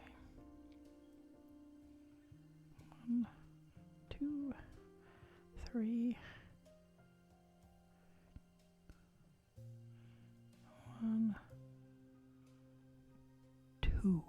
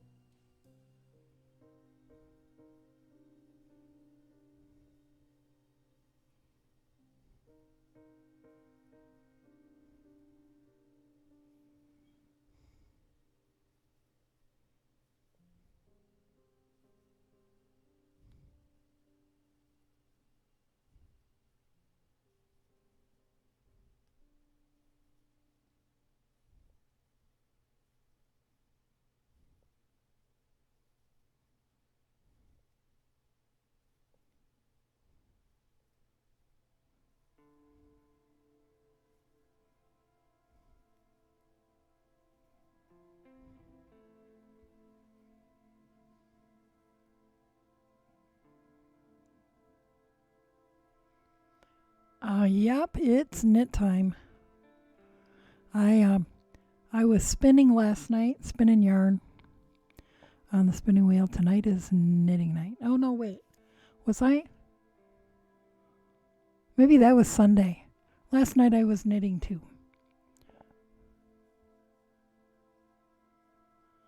So how are you tonight? Is that Jeffrey? Am I reading that correctly, Jeffrey? Did you spin it right round much like a record? Yeah, kind of like that.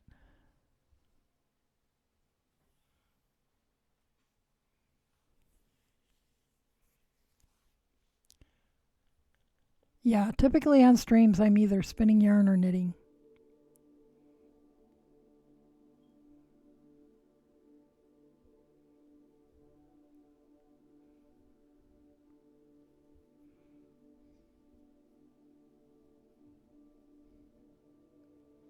And I am currently working on a sock.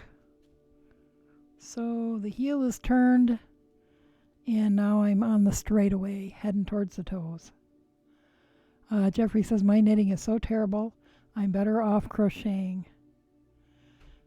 Some people gravitate more towards one or the other. I do both, but I do a lot more knitting.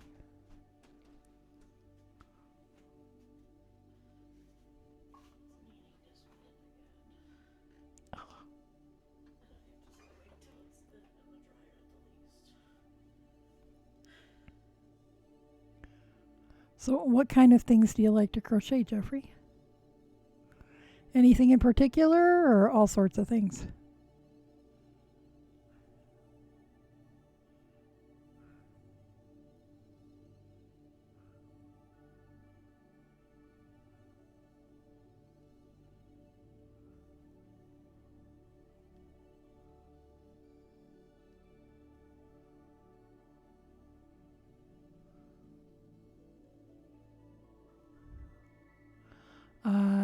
Jeffrey says, oh, generally I like to do stuffed critters and such, but I've made everything under the sun. Yeah. The only thing that I have been crocheting of late is take my leftovers from knitting socks, and I'm working on several crocheted blankets with the scraps.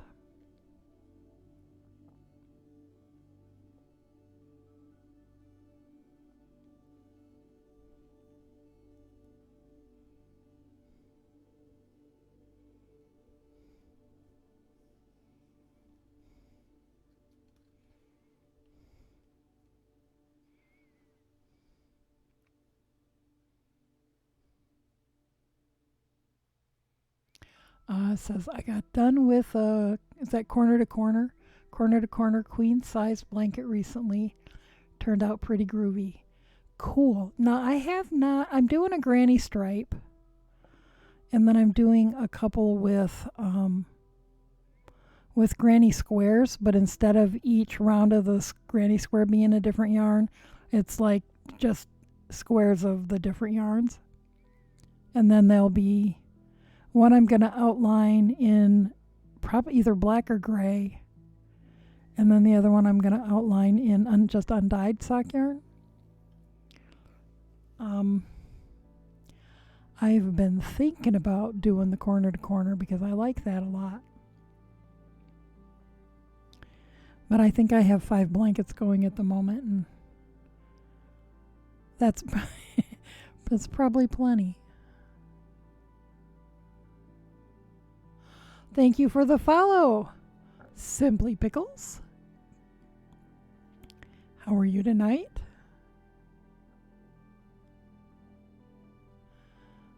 It says corner to corner is nifty for making patterns.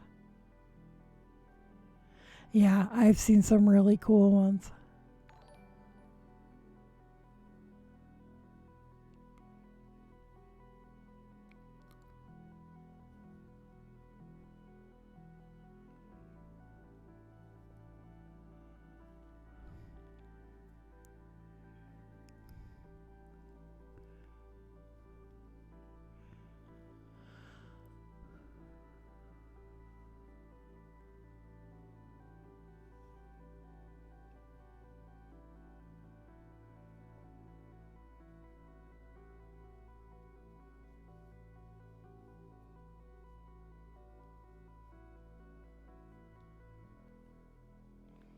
Jeffrey says, made a throw for my old man not long ago. Had an AK-47 on it. He's a gun nut. Huh. Well, that's cool. Was that like on the corner to corner? Are you doing it like the granny stitch where you do 3 double crochets and then a space? Or are you doing more of a, I don't know, like a single crochet or...